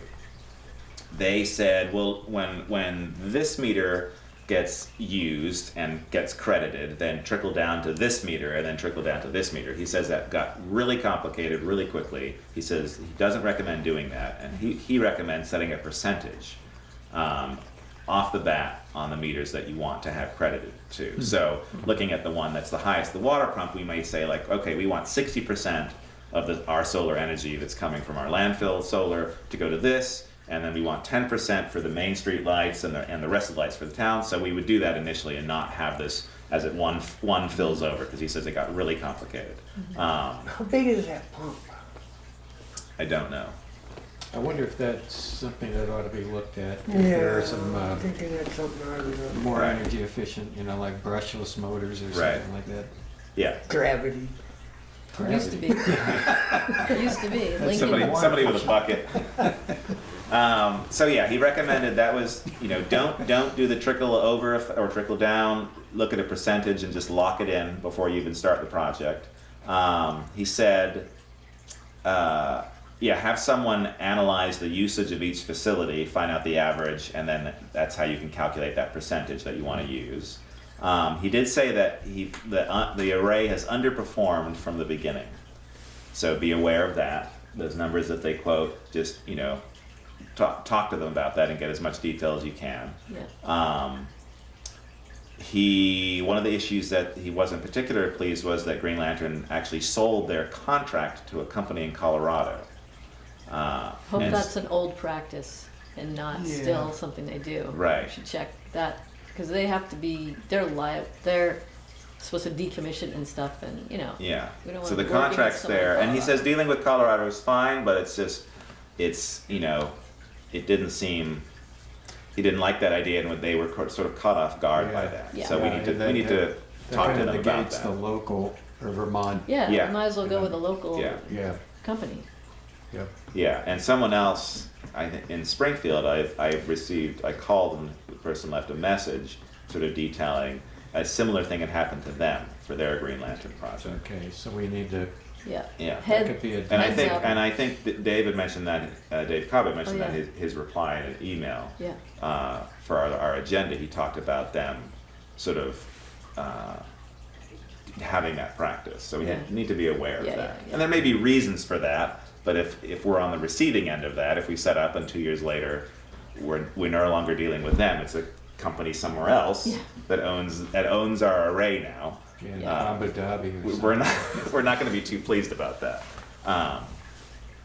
So yeah, he wasn't too excited about that. He says that other conservation methods should be looked into as well. You know, thinking that solar is a be all and end all, we can't think that way. No, that's for sure. And then he says, depending on where you're putting it, he says there's a political price to pay with location. Theirs is on a particularly nice vista, and so people were against it from the start. People above him and the boards, voted for it. It's put in, and now you have to drive by it and you see it in a field, and it's one of the nicer areas. We don't have that issue because we're using a spot that doesn't have that problem, but it's also something for us to think about greatly when we're doing this Yeah. enhanced plan. absolutely. Right. So, and so that was one town. I'll talk to the gentleman at Springfield and get his information as well. So a few things we need to be aware of if we decide to go with Green Lantern. But we've also, Dave Cobb has suggested looking at other people and do RFPs. And I don't know, Definitely. I don't have experience with that. The town has done RFPs for like the engineering project for the Main Street. So the town's familiar with doing those, but I don't know enough about it. And so Yeah. perhaps we Yeah. do a little bit of research and Yeah. find out. Richard Fazey knows a lot about this. He does? Oh, Okay. it's his work, and he's also, Okay. yeah. And also, we have a resident here who's good with that kind of stuff, I think, who's been helping out with the indoor air quality Okay. stuff they're doing with the school, and that he's on Maple Street. Yeah. I'll So come up with is his it name something somewhere. that we might entertain in terms of the Energy Committee puts together an RFP and asks people to come and bid for Or at the least, landfill? Since yeah. we have a landfill, Yeah. it Yeah. according to Green Lantern Solar Yeah. is going to get enough to produce. Is that something we want to do? I don't know if people saw that and I can't remember if Matt Sharp had just sent it to me. He responded, and he was actually, I think he sent it to me. He was curious why they had made it, Green Lantern Solar had made it public. Because if we decide to go with an RFP, people could look and see their proposal. I know, I wondered about that too. And could bid lower than them. Yeah. Or put together a better proposal. So he was Yeah. kind of confused by that, and I actually don't have an answer. Yeah. I thought maybe because they want to do this other 150 kilowatt array, they were sort of just doing that, or maybe that's how they do it. But I don't know. Is there any thoughts on why? But I They mean, made it public? well, because just coming to our meeting, which are public meetings, and Oh, doing I the proposal, it's not on our website, but people could ask us about it, and we could give it to them. And he didn't mention anything about could you keep this private? Maybe we were supposed to, but I don't believe so. He didn't say anything about that. Not You in could our keep meeting. the No. numbers. Huh? You should keep the numbers private for True. temporarily. True. That's true. As we work Only on until it was yes. resolved. Yeah, and it's not on the town website. It's internal to It's us. actually something we ought to check out Yeah. and Yeah. before we go Yeah. That's with true. an RFP. We just haven't had to deal with things Right. Just things the like nu- this before. If you just keep the numbers, Yeah, Okay. yeah. and that's all you need. And I don't think it's Yeah. has it been discussed. I did a lot Well, of he contract work. presented, but is it on the? is it on Neat's recording? I think it's The on our minutes. Actual I think. paperwork you're looking I at? think it's on Yeah. our minutes. No. Okay. probably. No. It's on the minutes, maybe? It could be. I can't remember if I said that. I don't think we have those details, I don't but it's remember something. seeing any numbers. Yeah, okay, so Any that's numbers. fine then. All So right. he's just, yeah, we just have to be. We talk be percentages. That's and, right, you know, yeah, be aware 90, of that. 10, and all that kind of Right, stuff. okay, all right, so that's fine. I mean, it's, yeah, essentially, it's not really the way that a company would have a, yeah, it'd be hard to get the benefits since it's essentially not costing us, the town, anything. That's part of his proposal. Right. You would have to, we'll pay you more in terms of the lease. I mean, that could be a benefit, and things like that. But yeah, so we just have to be aware of that. But if it's something that people are interested in doing as our committee, maybe we should go forth. We've had a couple of people already, advisors to our committee, suggest that maybe we go an RFP route Yeah. because we have this dump that's Yeah, a usable that's a space. I preferred think we state. pretty much have to. don't Yeah. you? Yes, I I think don't we As- do. think as you have opposed to to just- necessarily do an RFP, but Yeah, I you need agree. to solicit at least 3 proposals. I agree. Okay. We don't Yeah. necessarily have to do an RFP, but Well, we we need to could- talk with other the people RFP. to give us a proposal. We've got this preferred site. When they Right. call it an RFP, there would have to be an advertisement that we're accepting Mhm. proposals. Bids, yeah. I mean, is No, there we a, could actually pick 3 contractors and go pick them out. People we would want to Let work them with. competitively bid. Yeah, I guess. but is that required? I would be surprised that any, and again, I don't know what category this project would fall into, but like for the Main Street work and all of that, I suspect it's almost like law. You can't just guide your, Well, if or there's any solicit federal business money from this involved, it's Okay. definitely entity a or law. that entity. You Yeah. gotta put it out there to the community Okay. at large. I think if it's there are certain cases where the town can have priority with certain particular things. For something like the Main Street project, we have 4 companies that responded to the RFP because it's a V-Trans money. So there are stipulations attached to that because it's money that we got as part of a grant.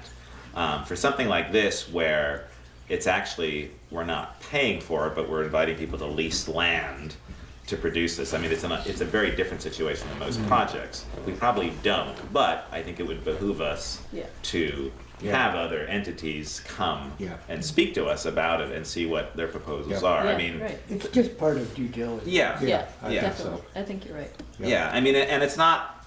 We're not trying to get a ton of money out of this, because there's no way unless we're going to build it ourselves and find enough money to put together our own array and run it, which seems very unlikely. That's not happening. It's going to be a lease situation, using that land. And so I think we just sort of see what other entities say about that, about what that land is worth to them and how much it can produce.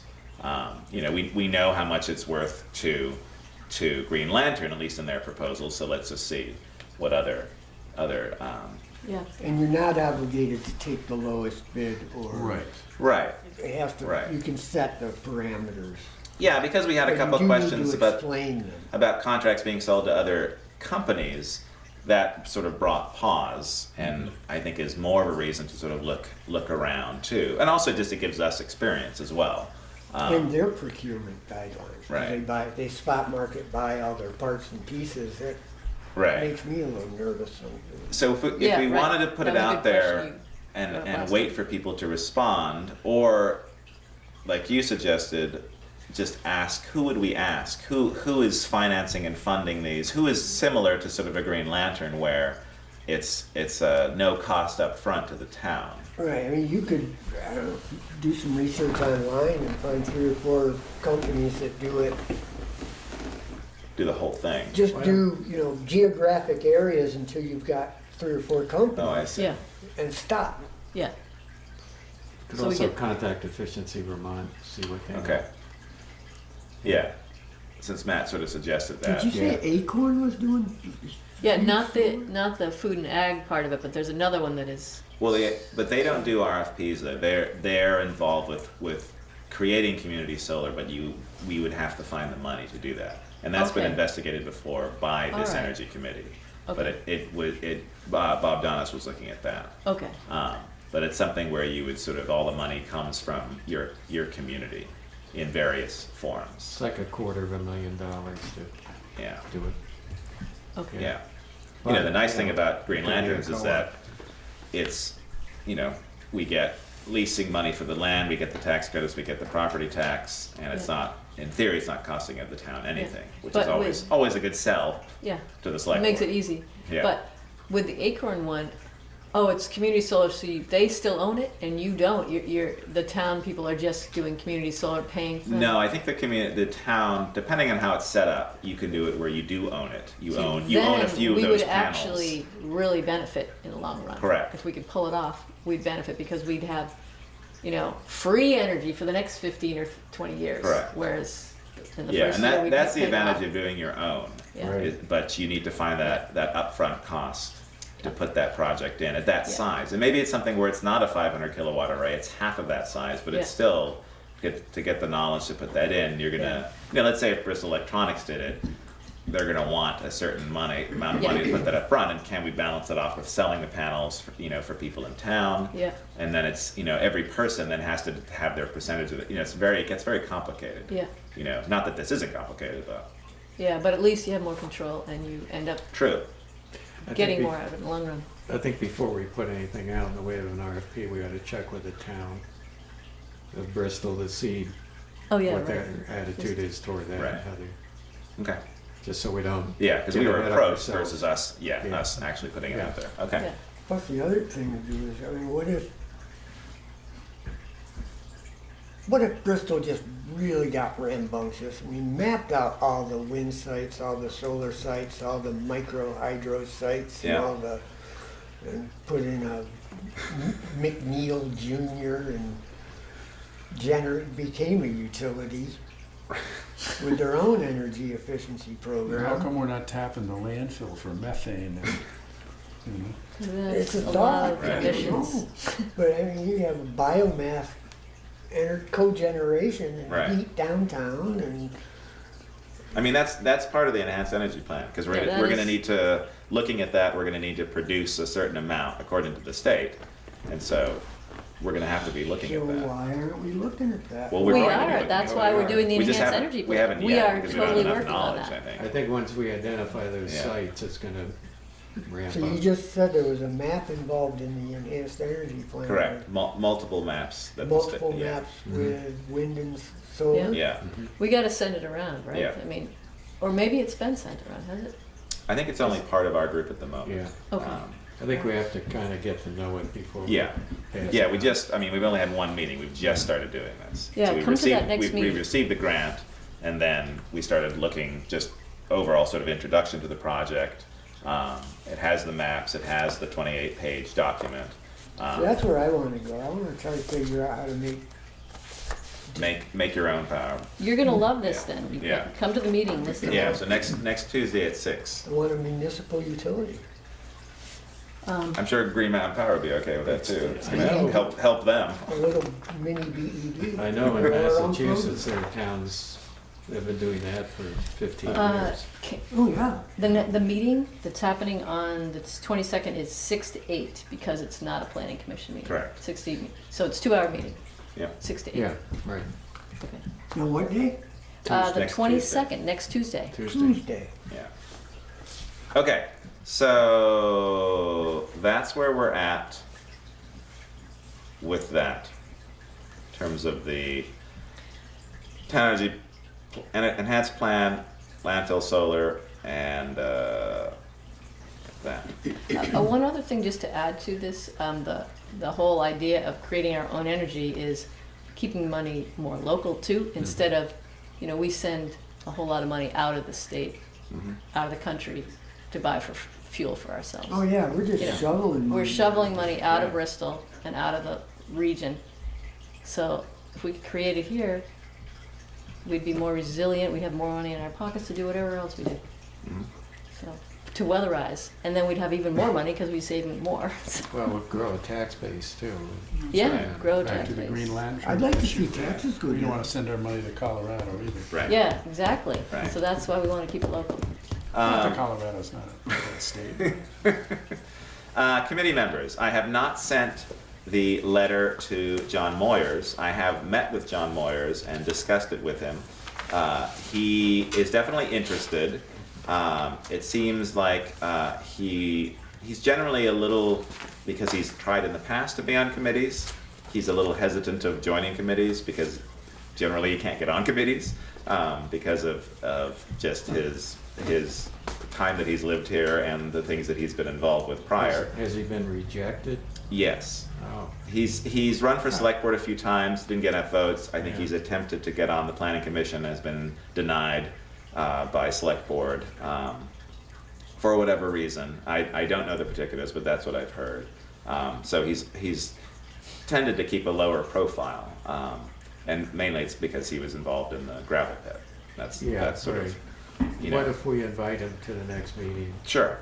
He seems very interested. The fact that I'm running for select board, I think, also made him.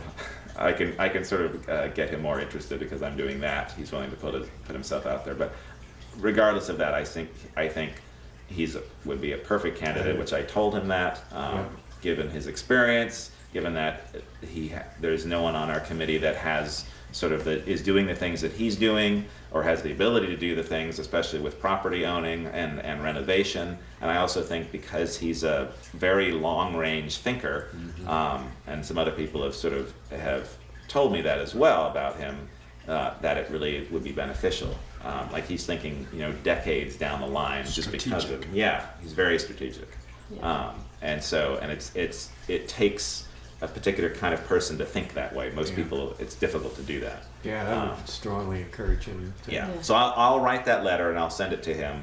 And then I also told him that I will champion him at the select board meeting when he's interviewed.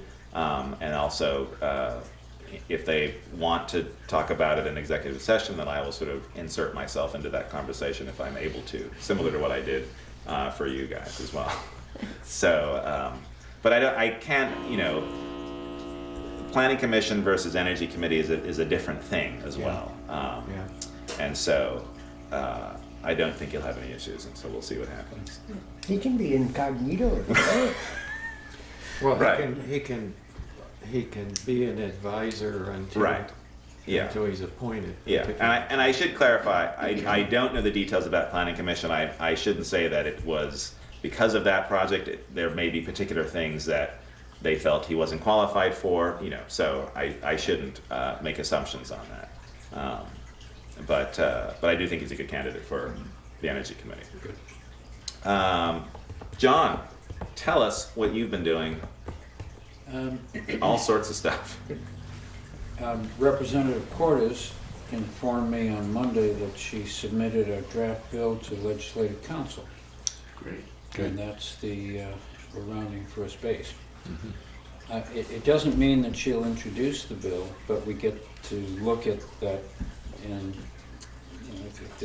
she said, well, I have talked with people and we need to schmooze a bit about this or that, then we can work on some more language.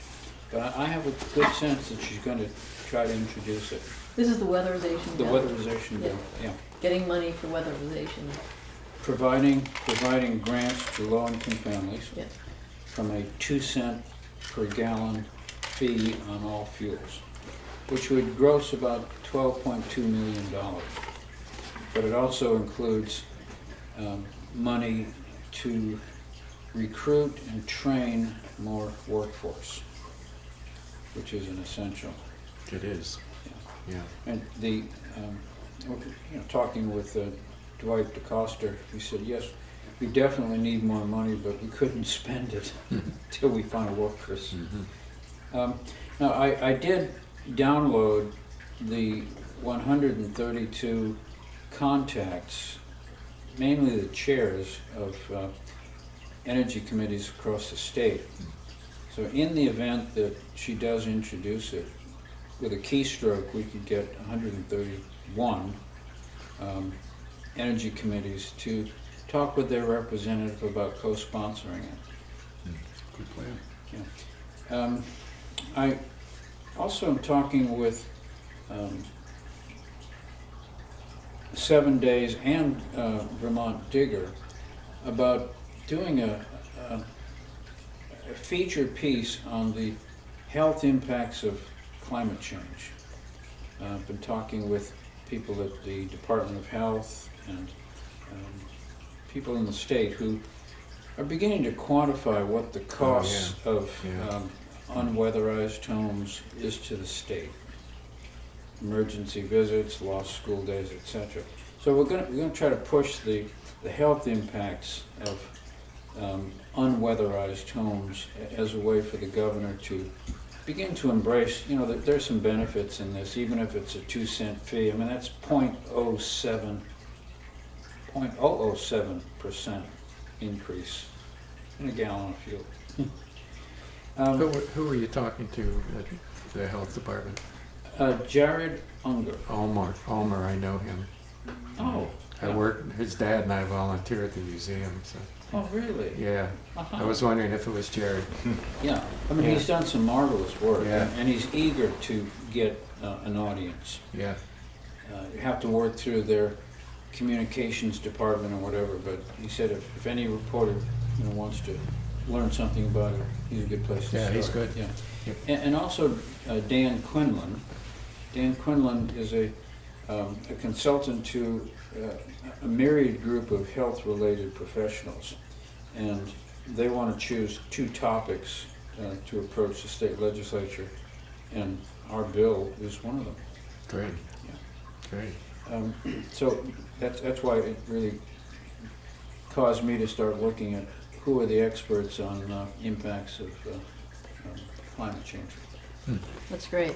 There are Also, a lot of nosebleeds out there that can be fixed. I've been in people's houses where they couldn't breathe, Yeah, and then by the time you were done, you were a lot better. yeah, totally. And You know, mold issues as well. Yeah. Nasty stuff. Some case studies, when I think about the woman who came to, the one woman who came to our that's a sad story. event, I saw her in Shaw's about a week ago and asked her if she had had any luck with Dwight, and she said, no, there really isn't anything. But I mean, a person like Cheryl would be a great person to interview. You know, here's a woman who's trapped in a 1973 trailer. Great idea. Yes, exactly. Yeah. Good, good. I did post a commentary to Vermont Digger, and the founder and vice president of Ethan Allen Institute, John McLowry, made a comment, and he really missed the salient points of my commentary, which was the weatherization bill. So I emailed him, and I provided more specifics about the weatherization bill, and we've now started communicating. That's great. He's an interesting man, and yes, he's a his education background is physics and nuclear engineering, but he's a scientist, and at the same time, he said, well, about this climate change now, you know, temperature has increased from the last glacial period 6 degrees in 10,000 years. And in the last 150 years, 1 degree.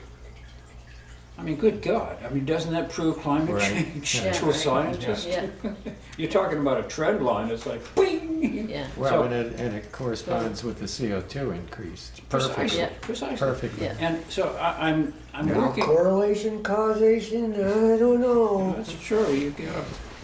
I don't know.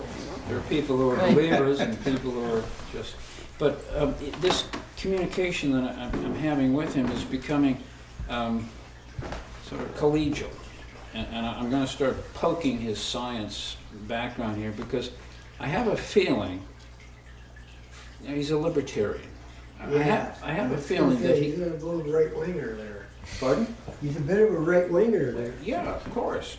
I mean, he is, yes. But I mean, the correspondence we're having is progressive, all right? Nice. and he's not saying screw you. So I'm actually going to. Yet, No, well, you edit that out. I know, but this is what we have to No, it's- figure out. it's We good. have to Yeah. figure out you- talking across the well, then- lines. Yeah, if So you this is get great. this goes to one of the other subjects tonight. If you get Yeah. the Ethan Allen Institute to say, well, we're not going with the Obama plan, but we're going to look at this, how to help people who are misfortune and going through all these pains with no weatherization. We can. So Well, and you can also, I think we should also look always at the economic benefit long-term. sure, yeah. I mean, And I want to say that I'm not presenting myself to him as the Bristol Energy Committee. I did make that commentary, Okay. but he and I are just. He called Ian and Ian said he never heard of you. Did everyone read John's piece in VT Digger, by the way? I did, Okay. yeah, Yeah. that was great. Yeah. That was it. Yep. Yeah, it was excellent. I'll just finish by saying I'm also talking with Peter Walk, and I think there's an opportunity here to really start to highlight the Transportation and Climate Initiative run out of Georgetown University. It's 11 Northeast governors who have agreed to talk out how to reggie Yep, gasoline. yep. What's red? What is that? The regional Greenhouse gas initiative. It puts a cap on power plant emissions, and if the power plant needs to emit more than that cap, then it's got to buy into the auction. So for the state of Massachusetts, Reggie provides about $12 million a year through these auctions, 4 auctions. For Vermont, it's about 600 grand. So the idea that Governor Scott appointed Peter Walk to be his designee, and these conversations are at pretty high levels academically, okay? They're going to really take the Reggie model and add fuels to the Reggie model That would in be about a good. year. That's good. They can do And that in about a year. That's a big enough region too, that it really speaks to the fact of, putting poor Vermont at a disadvantage. We're gonna be in it with this, I think that includes New Jersey, doesn't it? Yes, it does. Yeah, Yeah. it goes 3 pretty far down. Republican governors are Yeah. sitting at the table talking about doing a Reggie on gasoline. Yeah, that'd be great. No, That'd be great. it's just a stone's throw to Ohio and to other states that are going to be bordering these 11 states. This is the beginning of the national carbon tax. It's the smartest way to go, and I think Yeah, the carbon regional. tax idea with its dividends is going to be dead in the water pretty soon. Because TCI may also be included in this Resources for the Future report to the Joint Fiscal Office. I'm told that they're going to take a good look at TCI as well as another way to describe how Vermont might put a price on carbon. So I'm really encouraged by that. Yeah. I'm Yeah. going to be talking with Peter about how do we push the governor's visibility he's putting in his 2 cents to put a price on gasoline carbon. Give him credit. Yeah, when you think about how far oil and gas fluctuates, how I far does know, it yeah. fluctuate? Well, $1.80 or 70 cents, I don't even know how much. it but- went from $110 a barrel to about $60 a barrel in 4 months. Yeah, and so that's a lot of money. So this tiny bit of a tax is just a little teeny something that would do a lot for the state. When you talk about your weatherizing thing. Yeah, sure, yeah. So Yeah, and it's you just never so see people small out in front of a compared to gas what station the- demonstrating it's $2.99 a gallon. They just buy it, of Right. course. Yeah, I've Anyway, got the great. Vermont Digger article here on it, and the only thing that's Scott still is absolutely opposed to anything that sounds like a carbon tax or a cap and trade. But you see, he's already invested in RGGI for power plant emissions, right? So Well, that was Cap done, and that was trade. done for no, him. but I mean, Yeah. he hasn't pulled Vermont out of RGGI, whereas I don't think you'd get away with that. where Governor Christie did. But what I'm saying right. is, he has invested himself in cap and invest for power plant emissions. So it's possible that he can, with some strokes. I mean, give him strokes. Just let the public know Yeah. that this moderate governor is in support of the long-range view of reducing carbon emissions. Yeah. What's Walk's last name? How's it spelled? Walke, Peter Walk. Yeah. He was the co-chair with Paul Costello of the Governor's Climate Action Commission. So that's my. Okay, thank you, John. Okay. Couple additional things would be the joint meeting Yeah. with the Starksboro Energy Committee. So we're looking to do that in March. Yes. The fire station isn't available on that day. Oh, it isn't. Okay. No. Thank you for checking. But maybe I can check and see if this location is available. How many people will it be, Well, there were about 15 that night, and including there you could guys? be more. This room is about as big as the room we met in. Okay. Oh yeah, right. Yeah. Yeah. So Okay. if we So if we this brought one's that bigger. table over here, we could get all Okay. kinds of chairs. Can we have food in here? Yeah. Okay, because, Not alcohol. yeah. Yeah, that's all right. That's great. Okay. So what was the? Where is that? Is this a town building? Yes. Got a meter? So are It all actually the town doesn't. They buildings have gonna, their own meter because they have their own budget. are all the town meetings, are all the town buildings gonna have energy audits? That would be up Us. to us to That's us. decide. I think that's a good idea. I do too. Every Yeah. single one of them. Yeah. Yeah. Yeah. That's the only way we can, really help save money for the town is to find out what's going on and how we can save money. That's what we're asking people to do in their homes. We Yeah. gotta do it. A with lot the of it is municipal just sort of buildings. is data collection Yeah. and getting specifics so we can then start to Yeah. look at the how. I've got all the equipment. Yeah. Do blower door tests and stuff too. Oh, that's Wow. Very awesome. nice. I mean, some of the buildings have been renovated, Even so, right? But Yeah, I've Yeah. done some of my best work in new buildings. that's great. At that. Be awesome. At that Starksboro meeting, Richard Fazy talked at some length about the work they're doing on trying to ramp up building codes for energy efficiency. And he emailed to all of us several working papers. Yeah. I think that's something that we can, and I made that sort of thought to him that perhaps BEC and SEC could share in developing what he is looking for as legislation. You could start with some ordinances.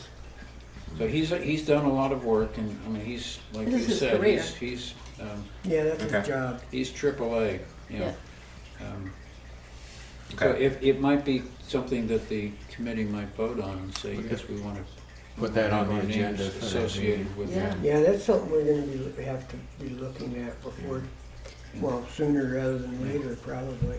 All right, that's why we're stuck with all these houses that are, not weatherized or there's just so much more they've learned. And so now if we can have a reading of everyone's building as far as its energy efficiency, Right. then you know what you're buying when you buy a house.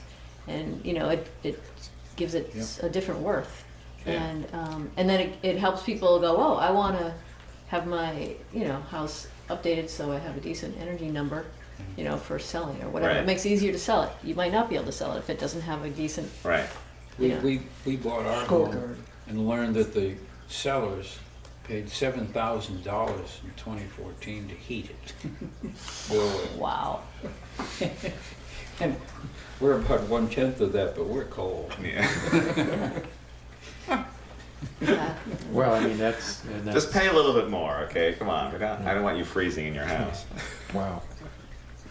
That's Yeah, awful. that's a lot. Well, it was $3.49 a gallon for gasoline when we moved in February 2015. Mm. Yeah. But some of it's seeping out your walls and your windows. Yeah. For that joint meeting, Yep. who's setting the agenda? Is That's a it good question. Yes.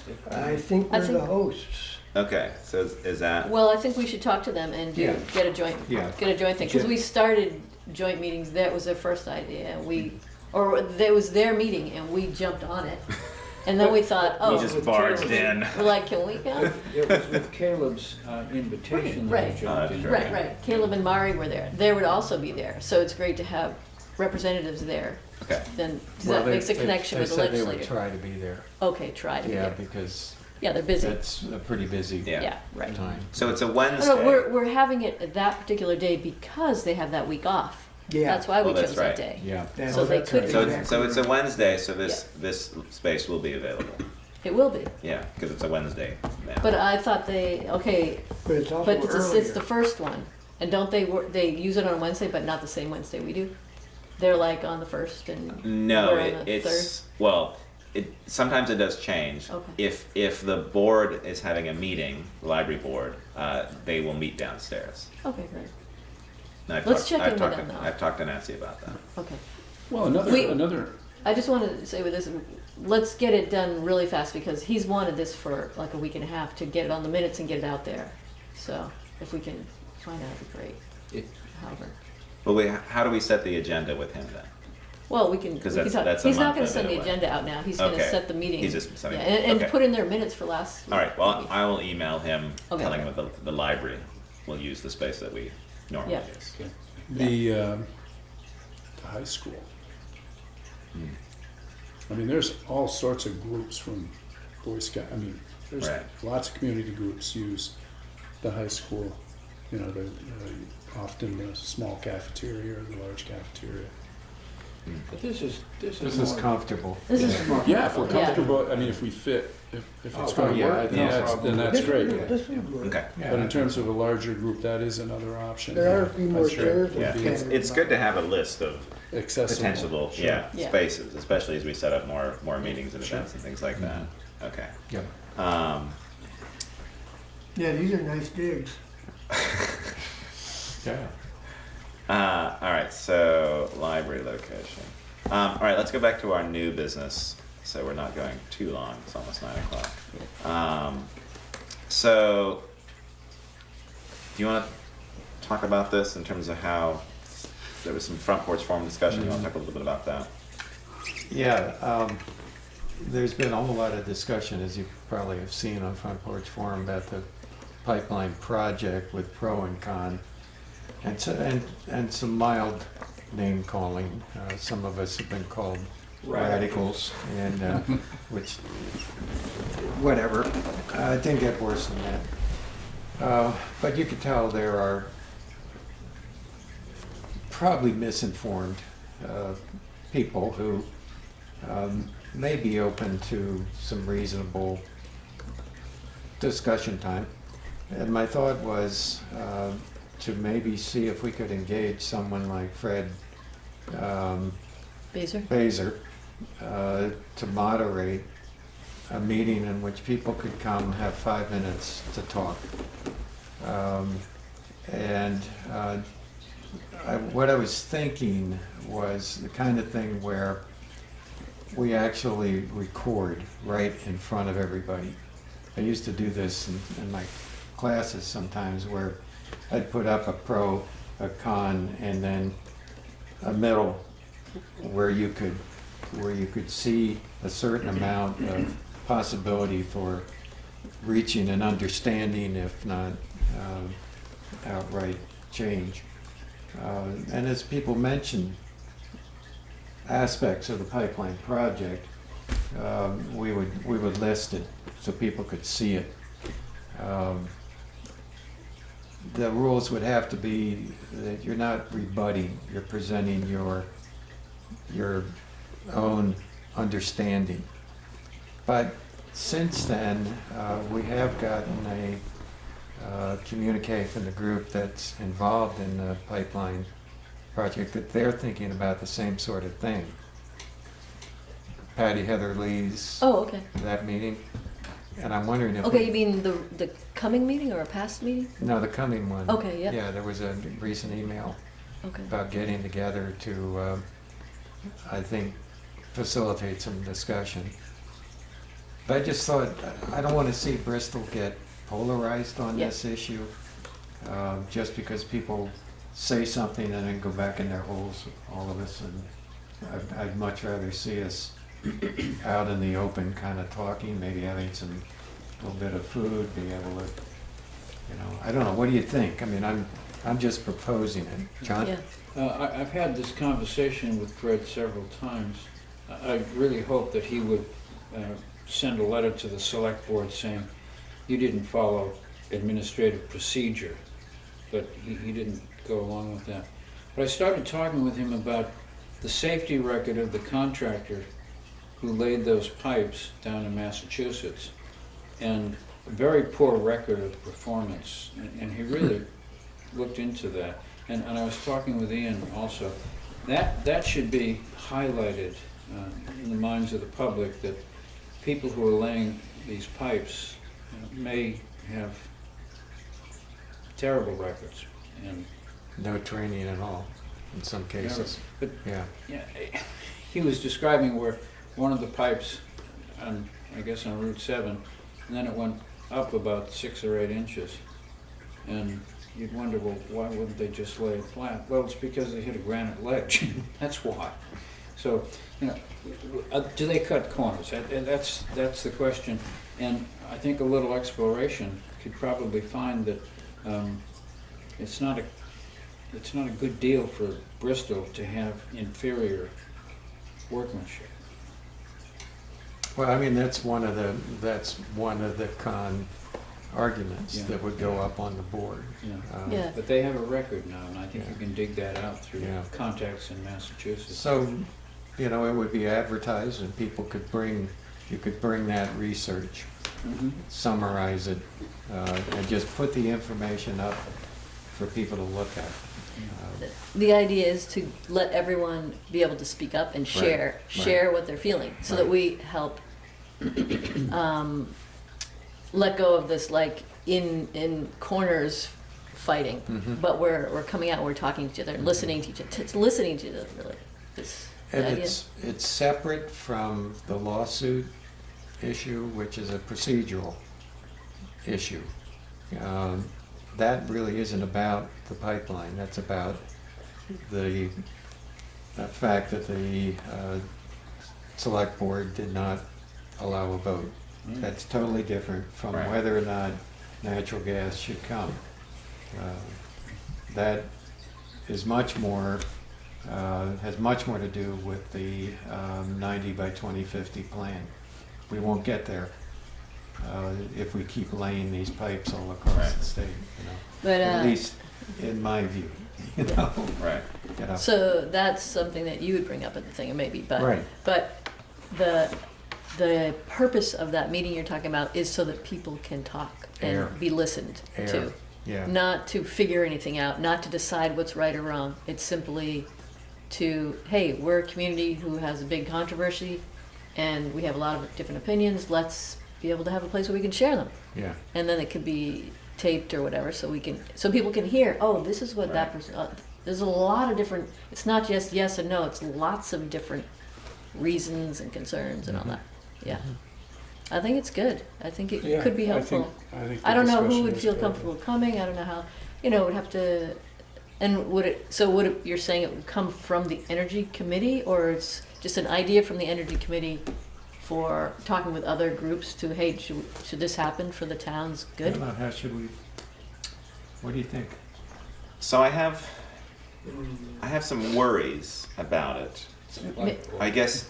Maybe after the town, Yeah, so vote. part of it is that select board meeting where the decision was made not to do the survey, and what happened in terms of dividing the people there. Mm-hmm. Patty she got up and moved to the other side when someone made a comment of like, oh, it's us versus them, and you know, it sort of turned ugly, and it showed like a side. I mean, and it was kind of deliberately staged like that because people were invited to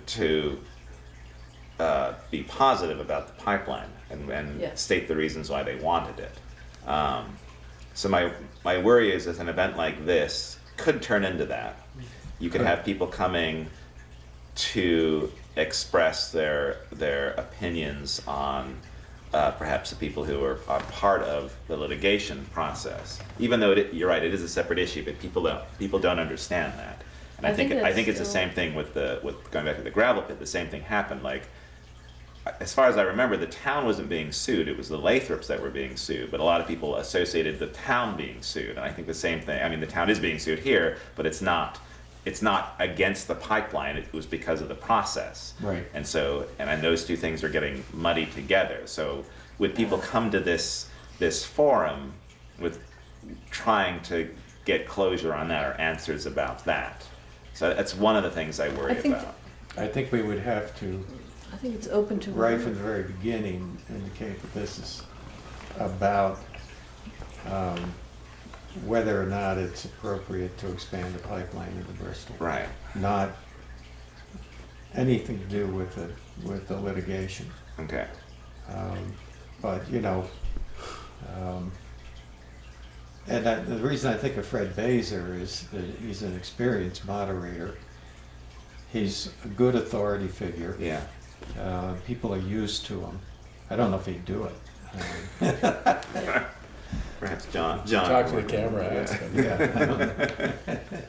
Well, one of the thoughts that, as I listen to you, I think dialogue is great.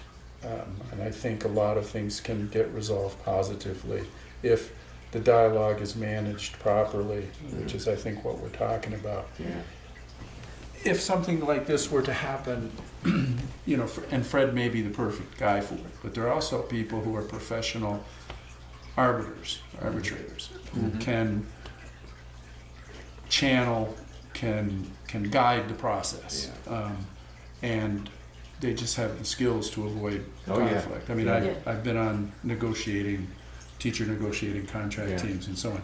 Yeah. So I think that if something like that were to happen, maybe having somebody with those skills to guide the process, somebody who's not known to have a political bias or agenda, somebody who is neutral. The other thought that came to mind was people are going to say things that are inaccurate, and other people will know that it's inaccurate, and they're going to want to respond. Right. If there were a panel of a couple of 3 scientists or people who understood not only the climate change issue, but maybe addressing the issue of safety around pipelines and, you know, things that have happened in the past. So authorities, again, maybe outside of our community. I mean, and maybe this is creating a much bigger thing than it needs to be, but those were 2 thoughts that I had. That one, the process would need to be guided well. I mean, town meetings can be contentious on all sorts of issues, and Fred, as a moderator, has done, I think, well with that. I know there's a group at St. Michael's College that does this kind of stuff. Yeah. What you're really talking about is fact checkers. Yeah. I mean, and that's hard to do right on the fly. Yeah. And it could add to the contention. So- Yeah, Yeah, I but think a lot of the I- misinformation is gonna be about stuff that's known by somebody. I mean, it's not that abstract. The question is, let's just say you stand up and say climate change is a hoax. We don't have to worry about it.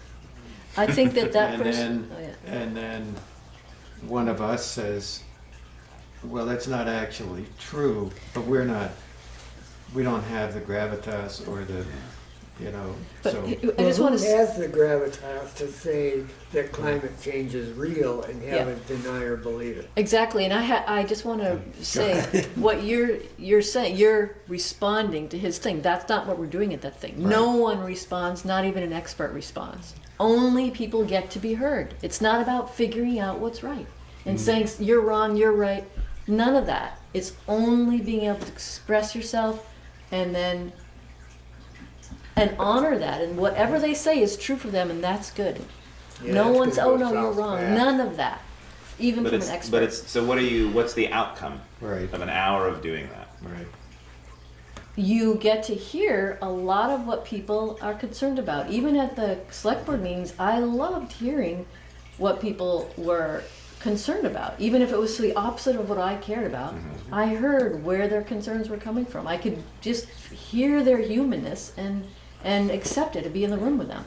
That's what I think we need to do. Okay, but where does it go from there though? What does that in terms It of gives us some human care for the people in the room, probably to some degree, and it could piss people off too. I'm sure people will get pissed off, but I don't think actually if they're not demanding this is right and you're wrong, and they're just saying this is my experience, I think there's some gain in that, in really listening to someone else, listening to each person, and just not poo-pooing it, but just listening. Go, oh, that's what that person really feels.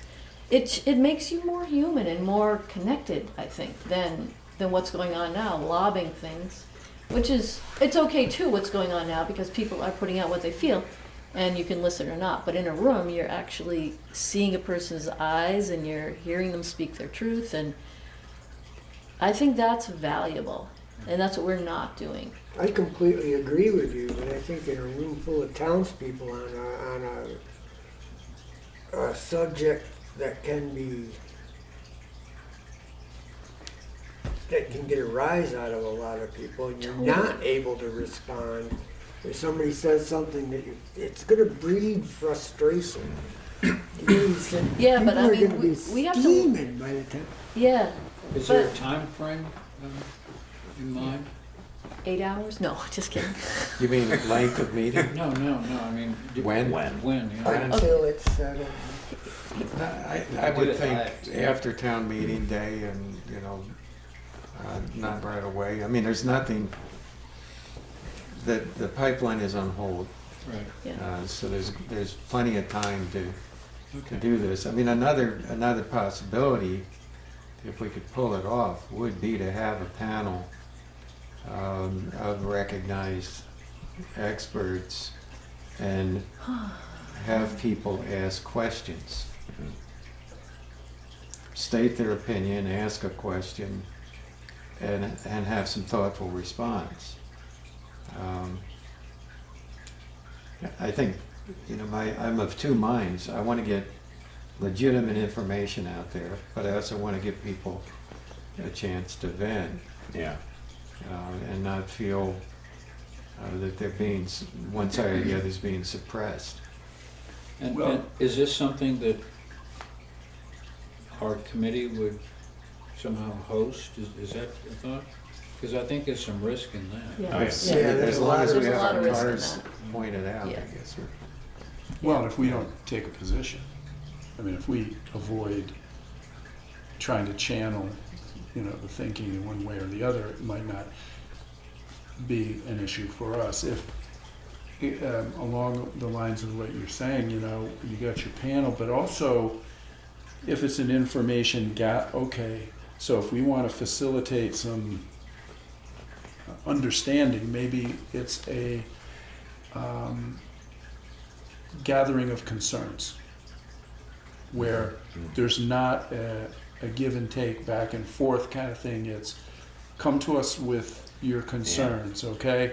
So right away, the people who I think, based on what little I read on Front Porch Forum and discussions I have, for people who really think it's a good idea, is a big, huge part of that is economic.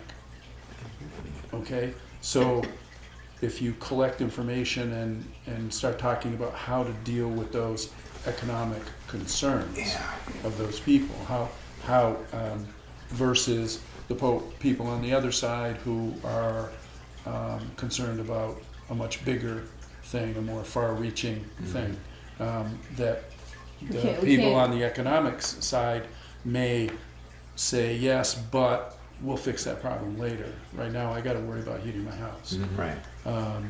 So if the idea is, as an energy committee, is we are there to facilitate an information gathering on what it is you're concerned about, both sides from this.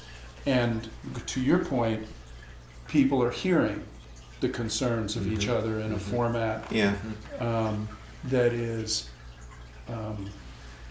hopefully comfortable and with an understanding when it begins that we're not here to debate this issue. Right. We're here to listen, we're here to share, but we're not here to tit for tat kind of thing. I mean, that would be more Yeah. comfortable for me. I think that's essentially what I was hoping Yeah. would happen. Yeah. And I think it needs a moderator. But what do you think? I mean, I think there needs to be somebody Definitely. Yeah, there has to I be a think moderator. in that kind of description of an event, then you could have Fred do it. I think if you're just collecting the information. I mean, it's parts of that select board meeting where there's information going back and forth. People are voicing their concerns. So we could be there even at a table with Fred, recording essentially. Mhm. I don't know.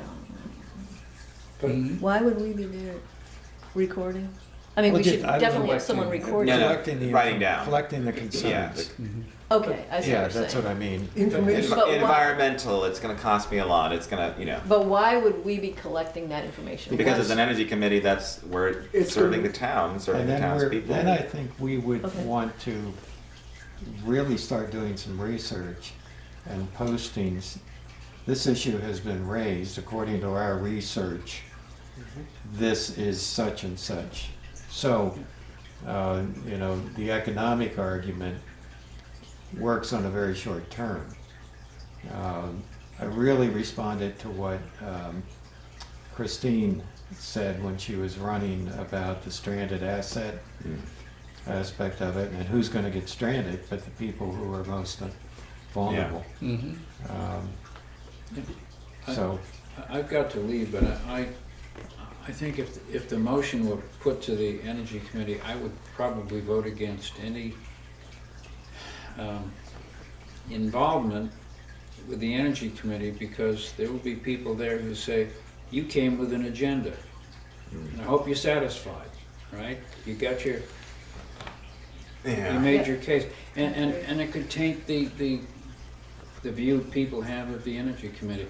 There are people in town who clearly could form a rump group and could put this together with our help, all right? But not with the Energy Committee's logo.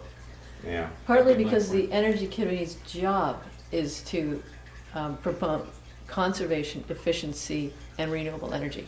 Not, so we're automatically on a more green thing. It doesn't mean that all of us feel Well, we exactly don't- that way. Yeah, but we can't necessarily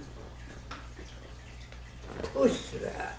Not push it, but I mean, that's what the Energy well, Committee sure is we can. tasked I mean, it's with. in the town But plan. we That's can our ad- task. No, we can advance it and move it forward Yeah. and go and get everybody to go in that direction. Right. But that's a pull, it's not a push. Right, You have to lead, I guess, yeah. right? yeah. But I mean, we You push, Our- they're our- gonna resist. our job doesn't include advancing a pipeline. You know, that's like said, it's kind of, so it just seems like they're gonna think that, well, you guys are all about, renewable energy and efficiency and conservation, so I don't You think we could naturally be the wouldn't ones to support do this. it. So we have a Right. we have a side. Yeah. What's Yeah. that? But You Yeah, would think people we would- kind of have a yeah. side without even, Bye. Thanks, John. Good night, all. Thanks. Yeah, John. Nice, John. Well, let's, Yeah, should so we interesting. kind of Yeah, table I think it we need and to think about it this. a little Yeah. bit more? I mean, maybe the Green Gateway Group could do something like this, but they're coming from. we're even more, Yeah, I Oh, know. yeah, we're yeah. more biased, but Yeah. I think the other, That's why I wish the survey went out. because that would have helped a lot. The survey was great. I mean, maybe we revisit that. I know we Let's talked do about a survey. not doing that, but maybe that's the way where we're in a better position to sort of get feedback. But I do think it's a valuable discussion to have, but there's so much like there's no swirling around. Yeah. And let's see what happens with Front Porch Forum. Let's see if other things are brought up. And, it was one particular person that asked, like, oh, what's going on with this? And that's what started, and now it's completely quiet, and there hasn't been any pipeline stuff. Well, Not much, but there's some I've sweet got things about coming up. 15, I copied about 15 of them just to keep a kind of a flow to see where it's going. Yeah. It's a survey. In a way it is. Right. It's interesting. A lot of people, many more people step forward with cautions Yeah. than, Yeah. I think it was probably, there were 2 people, Right. And it really Right. helps people to envision things too. And people are going, hey, well, I've got cow power through GMP. And, Right. Yeah. it just helps people Yeah, that think it about did it. stimulate It. a I good love discussion. Yeah. It's really good. That's why I think, but it's hard to get people to come to a room maybe and do that. The FPF is much safer, but it doesn't get everyone. Yeah. Not everyone's Right. on it. So right. Yeah, but there was some stuff on there though. There was a very long one. I don't know who wrote it, but talking about it's lower carbon than coal. Whoop-de-doo. What about? And is But it? then we start. that was written. Then we start Yeah, talking yeah. about methane, which is a much worse greenhouse gas, at least on the short term, and the impact. And I say, well, yeah, but it's gone in 10 or 15 years. And going, yeah, but look what's happened to Antarctica in the last 2 years. Yeah. In terms of polar ice cap melt. So What is you it, start. 6 times the You rate start now? to, why is it difficult for someone to not understand those impacts, and to even to the point where they're putting forward that argument that, it's not a big deal, it's not a problem, Right. and then the whole. Did you notice that person was a natural gas industry person who was. I didn't catch that they were natural Did you gas. read the article that was attached? Yeah, that was. That was by somebody whose Okay. business Yeah. is delivering Yeah. natural gas, Yeah. liquefied Yeah, but natural gas. but in terms of what was Yeah. written there, but anyway, the long and the short of it was there's so much misinformation, and that's why it's important for people at large for us to have the discussion, and for people at large to hear that discussion. I'll probably Right. keep Participate. just on my own every now and then pumping a little bit more into Front Porch Forum. Yeah. I think it is a Yeah. good conversation because it is and I- helping people think about stuff. Yeah. And the project is such a complex one. There's all these different angles. It almost would be better to do a forum that's down to very specifics, and we don't have those yet. I guess depending on what the findings are from the Public Utilities Commission, if Vermont Gas is found, to have particular problems that they didn't bury it correctly or whatever, then we have more of a reason to step up to as an energy committee to say, well, this is what's been found, and these are our recommendations why this shouldn't be pursued, or something like Yeah, that, right. where there's Right. more tangible evidence Yeah. that we can Well, use. That's one part of the argument. Right, I know, but that's the thing. Yeah, Like this, to exactly. have a forum, Yeah. I love the idea, but it's only going to devolve into something that's very hard to manage. I It's think probably- because like it'll be like Front Porch Forum, but just be in, like you said, like how many people are going to attend that versus having the safety of Front Porch Yeah. Forum. But I think Yeah. just monitoring that and seeing what the talk is, and the fact it's Yeah. on pause now, it could Yeah. be something where people are like, all right, seems to be on. I mean, a lot of people, a select board makes a decision, or that you hear something like a project being on pause, and then you're just focusing on your life, and you're not thinking about that. That's kind of our job to keep monitoring that and keep tabs on what's happening with that, and letting people know if something is progressing, whether it's the pipeline or other technologies. So I think it's just a matter of just like looking at this, checking in every month and seeing what's happening. Obviously you're involved because of the litigation on the other end, but as an energy committee ourselves, is just Right. being knowledgeable about where we are in the process. Yeah. And also running our programs to try to. Right, exactly. To help Yeah. people where they are. Right. Yeah. You know, Having people- I'm very concerned. Having about Mike the- drive a Tesla around Yeah. Bristol at high speed. I want to take it somewhere where I can do that. Over at the school. So I we drove have a Tesla down 17, so okay with that for speed. our next meeting is February 20th. I won't be here, so you're going to have to manage by yourselves. So you better watch Sorry. out. How do we get in here? Good question. I will probably give you the key. I'll talk to Nancy about that Yeah. because I realized that with my film Hey, in screenings. February, oh, it's probably not. What? I was like, we could have it at my house, but that's probably not cool. Because my housemate's gone for Oh, a okay. month, so Yeah, so make a decision But if you I don't know if want to that's hold it cool, here you or know, want that's the to or weird- want to have it somewhere else. Let Well, me we know. could do. it's I fine to have wonder it here. is Holly Hall downstairs still available on Wednesday night? I believe so. Yeah, so you We could could just meet go there there for once. that meeting. Yeah. There's still some locking and opening to get, there's some. It's just having a combination. Okay. Yeah. Yeah. Great, The lockbox. all right. There's one thing I wanted to bring up. I talked to someone who mentioned in terms of town departments having the public forum be the top of the list. The select board has changed that. It's at the top of their list. It's the Yeah. first thing that they do. Planning commission's at the end. Ours is at the end. Yeah. And I was wondering if anyone would have any objections to moving it to the top think of it an should agenda. be. I think it should Yeah. be. I don't know. I think it's just always been on the bottom, and I've just sort of copied past agendas. Yeah. But it was sort of they brought it to my attention, and I was like, oh, okay. Yeah, it's kind of They thought it gnarly was that more someone more would have to show up welcoming. now and I mean, know not, when we're not gonna that we have a end. tremendous amount of public here. We've We had do that people on in the the past, conservation. Yeah. so you don't have to wait for an entire thing to have a Absolutely, particular. and even not know when it's gonna end. You have to sit there through it. I know, and knowing if it's our meetings, it's going to be a few hours.